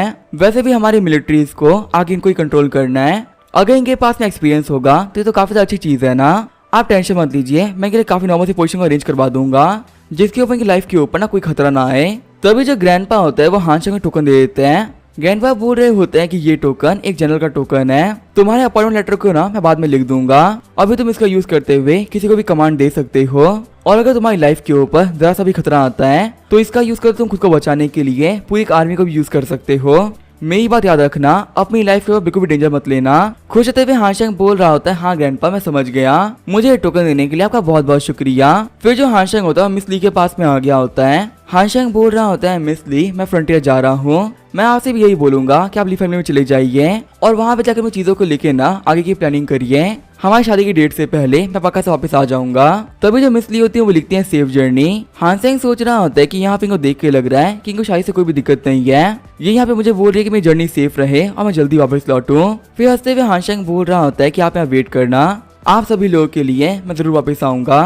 सीन चल होता है, हमें बैटलफील्ड का सीन दिखाया जाता है। हम देखते हैं जनरल रैन किनफेंग को, एक सोल्जर वहाँ पे आते हुए बोल रहा होता है जनरल हमारे कैंप के बाहर ना एक अजीब सा बंदा आ रखा है, और वो यहाँ पे बोल रहा है कि उसके पास में अपॉइंटमेंट लेटर है। रैन किनफेंग बोल रहा होता है कि लगता है फिर से कैपिटल से कोई बेकार से यंग मास्टर आया है, क्या जो हमारे कैपिटल के ऑफिशियल्स हैं वो पागल हो चुके हैं, आखिर वो इन बेकार यंग मास्टर्स को यहाँ क्यों भेज देते हैं। क्या इन लोगों को नहीं पता कि फ्रंटल काफी खतरनाक जगह होती है, ये नाजुक से यंग मास्टर यहाँ पे रहने के काबिल नहीं है। चलो अब जो भी है उस बंदे को अंदर लेके आ जाओ। वैसे भी इन यंग मास्टर्स के पास में आगे के ऑर्डर होते हैं, इसी वजह से हम लोग तो कुछ कर नहीं सकते, अगर इनको मरना ही है तो इनको मरने तो हमें क्या करना है। फिर जब वहाँ पे हानशेंग होता है वो अंदर आ गया होता है। जनरल बोल रहे होते हैं लड़के क्या तुम्हारा नाम गुयून है। हानशेंग बोलता है हाँ जनरल मेरा नाम गुयून है। हानशेंग सोच रहा होता है कि मेरा ये नाम हानशेंग बहुत बदनाम हो चुका है, सभी को पता है कि मैं एक बहुत बड़ा प्ले बॉय हूँ, इसी वजह से मेरे यहाँ पे आने से पहले ग्रैंडपा ने मेरा नाम चेंज कर दिया था। अच्छी बात है कि अब इस नाम की वजह से ना मेरी आइडेंटिटी एक्सपोज नहीं होगी, अगर मैं यहाँ पे कुछ भी करता हूँ तो कोई भी इस बारे में नहीं जान पाएगा कि सब कुछ मैंने किया था। रैन किनफेंग सोच रहे होते हैं कि इस बंदे के अंदर बिल्कुल स्पिरिचुअल एनर्जी नहीं है, मैं ये बात कह सकता हूँ कि ये बंदा बिल्कुल कचरा है, अगर ये हमारी टीम में रहेगा ना तो हमें काफी नीचे खींचेगा और बिना किसी बात के हमें होल्ड बैक करना पड़ेगा। एक काम करता मैं इसको ना हमसे दूर भेज देता हूँ। रैन किनफेंग बोल रहे होते हैं कि हमारे चीफेंग कैंप के अंदर जूनियर ऑफिसर की कमी आ रखी है, एक काम करो, तुम इनको ना वहाँ पे असाइन कर दो। सोल्जर बोल रहा होता है जनरल, जो चीफेंग कैंप है ना वहाँ पे रिसेंटली ही कैप्टन साहब यंग मास्टर गया हुआ है और वहाँ की जो नीति कंप्लीट हो चुकी है। जनरल कीफेंग बोल रहे होते हैं कि अपना मुंह बंद करो। सभी को पता है कि वो जो यंग मास्टर था वो नहीं टिकने वाला, पक्का से 1-2 दिन के अंदर वो भागते हुए वापस आ जाएगा और ऐसा भी हो सकता है कि अब तक तो उस बंदे ने हार मान ली हो। हानशांग सोच रहा होता है कि यहाँ पे जनरल के वर्ड्स के पीछे कुछ तो अलग सी मीनिंग है। ऐसा लग रहा है कि ये यहाँ पे मैं डराना चाहते हैं कि मैं से पहले चला जाऊं। जनरल बोल रहे होते हैं कि जैसा कि मैंने कहा अब से हमारे जो जूनियर ऑफिसर गू हैं वो चीफेंग कैंप में काम करेंगे। सोल्जर बोल रहा होता है ठीक है जनरल, मैं को लेके जा रहा हूँ। ये बोलते जो सोल्जर होता है वो हानशांग को लेके चला गया होता है। रेन बोल रहा होता है कि जो हमारे चीफेंग कैंप के बंदे हैं वो बहुत ही टफ हैं, उनसे नॉर्मली किसी के लिए भी डील करना ना बहुत ज्यादा मुश्किल होता है। मुझे पता है कि ये जो यंग मास्टर्स हैं वो यहाँ पे रुकने वाले तो है नहीं, तो इससे बेटर ये कि इन लोगों को फटाफट डरा के जैसे भगा दिया जाए। जितना जल्दी ये गिव अप करते हैं ना उतना ही बेटर रहेगा। सीन चल होता है, मैं चीफेंग कैंप का सीन दिखाया जाता है जहाँ पे सारे बंदे ट्रेनिंग कर रहे होते हैं। कैंप में से एक बंदे को बाहर फेंकते हुए कुछ लोग बोल रहे होते हैं हमारे जूनियर ऑफिसर होने के तुम बिल्कुल भी काबिल नहीं हो, पहले तुम जाके ना नाड़ा बना सीखो, उसके बाद यहाँ पे आना ऑफिसर बनने के लिए। हम लोग तुम्हें रिजेक्ट करते हैं, यहाँ से निकल जाओ। हानशांग बोल रहा होता है कि आखिर अंदर ऐसा कौन है जो कि इतना एरोगेंटली बात कर रहा है। सोल्जर बोल रहा होता है कि मैं सर्च करूँ ना कैप्टन को तो अंदर जो बंदा है वो है लू लिंगवू, जो कि पूरी इस कैंप के अंदर सबसे दिक्कतें क्रिएट करता है। लू लिंगवू बोल रहा होता है कौन है जो कि बात फालतू बातें कर रहा है, फटाफट से अंदर आओ, बाहर घुसवाने की कोई जरूरत नहीं है। सोल्जर बोल रहा होता है कैप्टन को मैं आपको ना यहाँ पे चीज को लेकर वार्न कर देता हूँ, तकरीबन पिछले 1 साल के अंदर यहाँ पे बहुत सारे ऑफिसर्स आ चुके हैं, लेकिन सारे के सारे ऑफिसर्स यहाँ से भाग जाते हैं और उसके और कोई नहीं बल्कि लू लिंगवू है। ये बंदा ना किसी की रिस्पेक्ट नहीं करता और ये पक्का से आपका रिस्पेक्ट भी नहीं करेगा। हानशांग बोल रहा होता है कि अच्छा ऐसी बात है तब तो इस बंदे से मिलना ही पड़ेगा, तो मैं जा सकते हो, मैं जा इन लोगों से मिलने के लिए। सोल्जर सोच रहा होता है कि अब मैं क्या करूं, मैं यहाँ पे इस बंदे जितनी हेल्प कर सकता था मैंने कर दी है। अभी ना ये बच्चा काफी कॉन्फिडेंट लग रहा है, जैसे कि स्टार्टिंग में सभी लोग होते हैं, लेकिन पक्का से जो ये लड़का है ना 1 महीना भी नहीं टिक पाएगा। हानशांग को देखते हुए लिंगवू बोल रहा होता है बच्चे आखिर तुम कौन हो और आखिर तुम यहाँ पे कहाँ से आए हो, हमारे चीफेंग के अंदर तुम्हारा कोई काम नहीं है तो जा सकते हो। हानशांग बोल रहा होता है कि आज से ही मैं चीफेंग कैंप का कैप्टन हूँ, मेरा नाम है गुयोन। साइड में खड़े बंदे बोल रहे होते हैं कि आखिर यहाँ पे क्या मजाक चल रहा है, अब यहाँ पे एक बच्चा हमारे कैंप को संभालेगा, ये तो पूरे साल का ना सबसे बड़ा मजाक हो चुका है। अभी हमने यहाँ पे एक बंदे को भगाया जो कि दिक्कतें कर रहा था और उससे पहले ही यहाँ एक बच्चा आ भी चुका है। पता नहीं जो एक कैंप वाले हैं ये हमें अच्छा ऑफिसर कब देंगे, हमेशा ये हमारे पास में ना बहुत ही बेकार ऑफिसर भेज देते हैं। लू लिंगवू बोल रहा होता है देखो हम तुम्हें कैप्टन मान लेंगे, लेकिन उसके लिए ना तुम्हें पहले मुझे पीटना होगा, अगर तुमने मुझे हरा दिया तो तुम कैप्टन बन जाओगे और अगर नहीं तो ऐसे चले जाना। हानशांग बोल रहा होता है कि बिगड़े हुए लोगों को सुधारना मुझे बहुत ज्यादा पसंद है और तुम्हें पीटने में ना मुझे पर्सनली काफी मजा आएगा। हानशांग की बातों को सुनते हुए लिंगवू काफी चिढ़ गया होता है। अटैक करते हुए लिंगवू बोल रहा होता है कि मेरे बड़े हाथ सिर्फ दिखाने के लिए नहीं है, इसके एक भी अटैक को ना तुम झेल नहीं पाओगे। लेकिन जैसे ही वो हानशांग के ऊपर अटैक करता है हानशांग उसके अटैक को डॉज कर लेता है। चिढ़ते हुए लिंगवू बोल रहा होता है कि मानना पड़ेगा तुम तेज तो हो। हानशांग बोल रहा होता है कि देखो मैं तेज नहीं हूँ, तुम ना बहुत ज्यादा स्लो हो, इस स्पीड के साथ में तुम मुझे कभी टच नहीं कर पाओगे। लिंगवू सोच रहा होता है कि लगातार इसे मैं अटैक को डॉज कर लिया, तभी जहाँ पे हानशांग होता है वो आगे बढ़ते हुए लिंगवू किक मार देता है। शॉक होते हुए सोल्जर बोल रहे होते हैं कि हमारे बॉस को यहाँ पे इस बंदे ने सिर्फ एक किक में हरा दिया, आखिर ये बंदा इतना पावरफुल कैसे हो सकता है, देखने में तो काफी वीक लग रहा है। लिंगवू भी सोच रहा होता है कि आखिर यहाँ पे क्या चल रहा है, मैं अपने ह्यूमन परफॉर्म रिलम के लास्ट स्टेज पर हूँ, आखिर एक छोटे से बच्चे से मैं कैसे हार सकता हूँ, इस बंदे के पास में ना कोई परफॉर्म एनर्जी भी नहीं है। लिंगवू बोल रहा होता है कि हम फिर से फाइट करेंगे, एक इतनी गंदी हार को मैं एक्सेप्ट नहीं करने वाला। हानशांग बोल रहा होता है देखो बैट तो बैट होती है, तुम्हारे पर वेस्ट करने के लिए ना मेरे पास ज्यादा टाइम नहीं है, तूने मुझसे कहा था खुद को प्रूव करो और मैंने ये काम कर दिया है, तो एक ही काम को बार बार दोहराने का कोई सीन नहीं बनता। वहाँ पे सभी लोग बोल रहे होते हैं कैप्टन गू अपना ख्याल रखिएगा। लिंगवू सोच रहा होता है कि यहाँ पे सब कुछ अभी खत्म नहीं हुआ। सीन चल होता है हमारे जनरल रेन को, जो कि बोल रहे होते हैं क्या तुमने आके यहाँ पे क्या बोला, जो लू लिंगवू था वो गुयोन से हार चुका है। सोल्जर बोल रहा होता है हाँ जनरल मैंने अपनी आंखों से देखा है, हमारे कैप्टन गू ने सिर्फ एक ही के साथ में ही वाइस कैप्टन लू को हरा दिया और उन्होंने ये काम ना सारे सोल्जर के सामने किया है, यहाँ तक जितने सोल्जर्स थे उन्होंने हमारे कैप्टन गू को एक्सेप्ट भी कर लिया है। जनरल सोच रहे होते हैं कि हमारा जो लू लिंगवू है वो एक बहुत ही बेवकूफ इंसान है, अपने दिमाग को कैसे यूज करना है उसे ये बात नहीं पता, लेकिन पावर के मामले में वो अच्छा खासा पावरफुल था। वो अपने ह्यूमन परफॉर्म रिलम के लास्ट स्टेज पे खड़ा है, आखिर वो एक बच्चे से जिसके पास एनर्जी भी नहीं है कैसे हार सकता है। जनरल बोल रहे होते क्या तुम्हें पता चला कि आखिर जो कैप्टन गू है वो कौन से लेवल पर है। सोल्जर बोल रहा होता है कि नहीं, हमें पता नहीं चला, मैंने इस क्वेश्चन के बारे में चीफ के लोगों से ही बोला था, लेकिन कैंप में सभी लोग बोल रहे हैं कि उनको कैप्टन गू के अंदर से बिल्कुल एनर्जी महसूस नहीं हो रही, मानो कि उनकी बॉडी के अंदर ना कोई एनर्जी है ही नहीं। जनरल रैन सोच रहे होते हैं कि जो बंदा है गुयोन, ये काफी इंटरेस्टिंग है, मुझे पता नहीं कैसा फील हो रहा है कि ये बंदा भी एक बिग शॉट बनने वाला है। सीन चेंज होता है, हम देखते हैं लू लिंगवू को जो कि अपने बंदों के साथ में खड़ा होता है। लिंगवू के सोल्जर्स बोल रहे होते हैं बॉस आपको इस मैटर को जान देना चाहिए, अगर आप यहाँ फिर से कैप्टन गू से हार गए ना तो हमारी काफी बेइज्जती हो जाएगी और फिर लाइफ में कभी भी आप अगर सर नहीं उठा पाओगे। वैसे ही पहले भी उन्होंने आपको ना फेयरली हराया था, तो उनके लिए आपको फिर से हराना इतना मुश्किल नहीं होने वाला।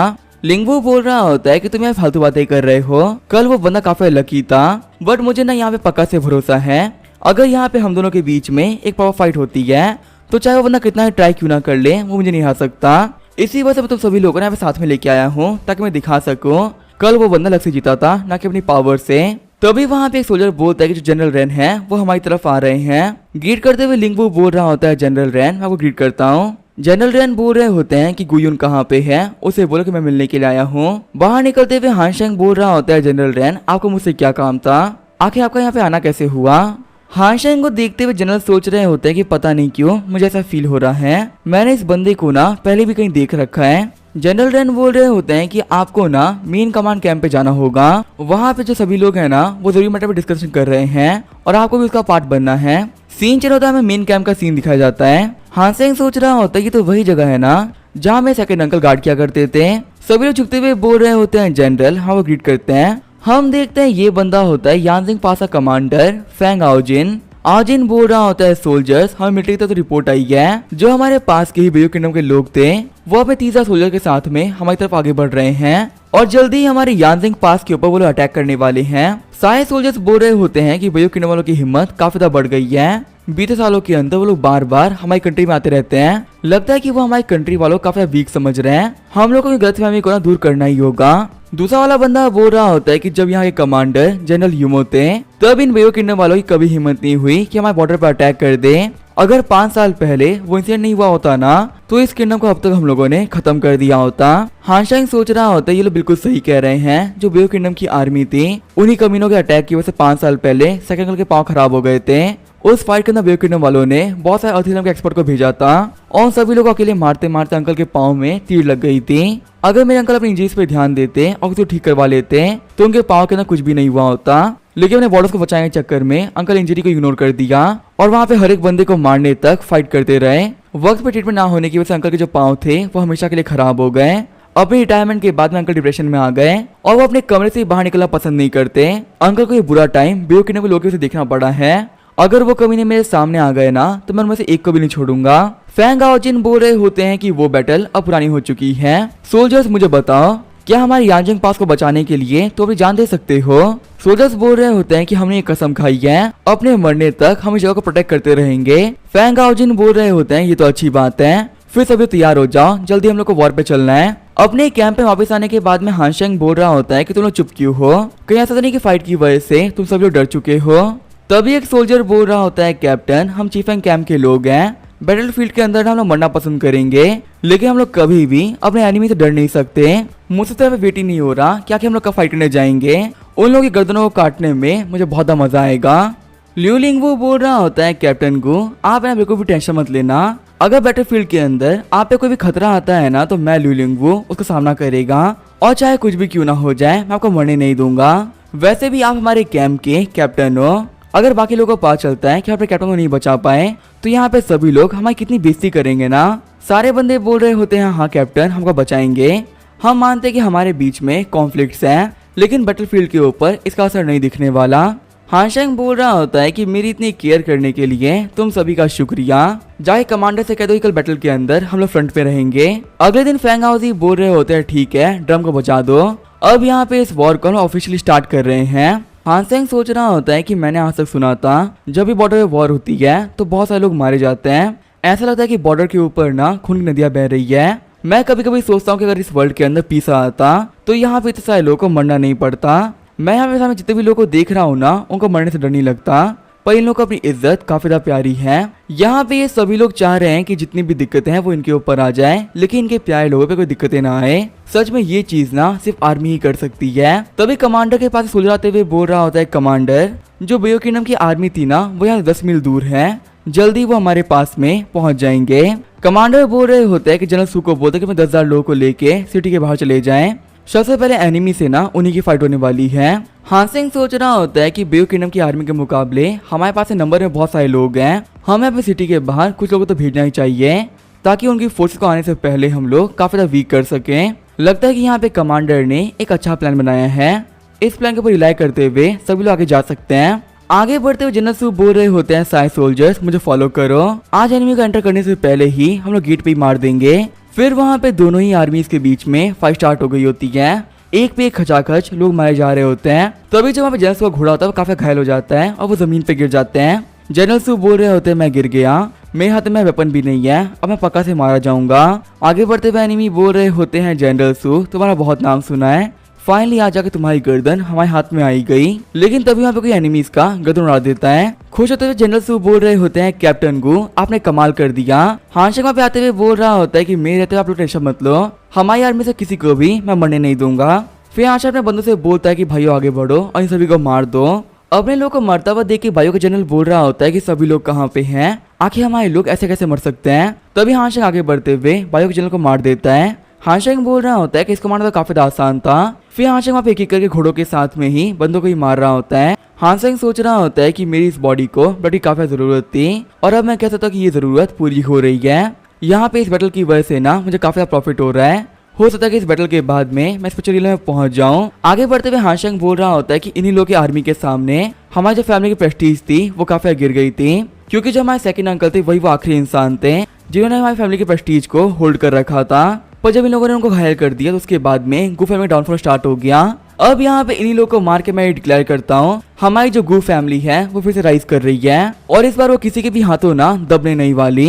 लिu लिंगवू बोल रहा होता है ये तो कमाल हो गया, हमारे चीफ एंड कैंप के कैप्टन गू कमाल कर रहे हैं। शॉक होते हुए कमांडर बोल रहे होते हैं क्या कैप्टन गू, अगर ये बंदा इतना कमाल का है तो इसके बारे में मैं पहली बार क्यों सुन रहा हूँ। जनरल रेन बोल रहा होता है कि इस बंदे का नाम है गुयुन, जब ये बंदा पहली बार कैंप में आया था ना तब इसके पास कल्टीवेशन थी ही नहीं। मैंने ना इसको बहुत बार क्लोजली देखा लेकिन इस बंदे की बॉडी में बिल्कुल एनर्जी नहीं थी, पर पता नहीं कैसे अचानक से आज ये बंदा ह्यूमन इलम के पीक पे आ चुका है और हमारे सारे एनिमीज को ना काफी ज्यादा इजिली काट रहा है। कमांडर बोल रहे होते हैं कि बच्चा कमाल का है। जनरल रेन कैप्टन लिu आप अपने लोगों को लेके जाइए और इनकी फाइट करने में हेल्प करिए, आज भाई ओले से बदला लेने का हमारे पास में काफी कमाल का मौका है। लिu लिंगवू बोल रहा होता है भाइयों आगे बढ़ो और हमारे कैप्टन गू की हेल्प करो इन कमीनों को मारने में। आज 5 साल पहले वाली वॉर का बदला हमें फाइनली लेने का मौका मिल रहा है। बायो किंगडम के ना हम किसी बंदे को नहीं छोड़ने वाले। फिर वहाँ पे एक बहुत ही खतरनाक फाइट स्टार्ट हो गई होती है। सीन चेंज होता है, हम देखते हैं ग्रैंडपा को जो कि शॉक होते हुए बोल रहे होते हैं क्या यांजिंग पास पे अटैक हो चुका है और हमें फाइट करने के लिए 30 सोल्जर आए हैं, फटाफट तुम लोग हमारी आर्मी लेके जाओ और वहां से हानशेंग को सेफली बचा के लेके आओ। वॉर काफी खतरनाक होती है और उस बच्चे ने से कभी वॉर देखी ही नहीं थी। हानशेंग की लाइफ अभी काफी खतरे में है। अब इसका ये क्या होगा वो हम देखेंगे नेक्स्ट एपिसोड में। तो तब तक के लिए बाय और स्टे ट्यून।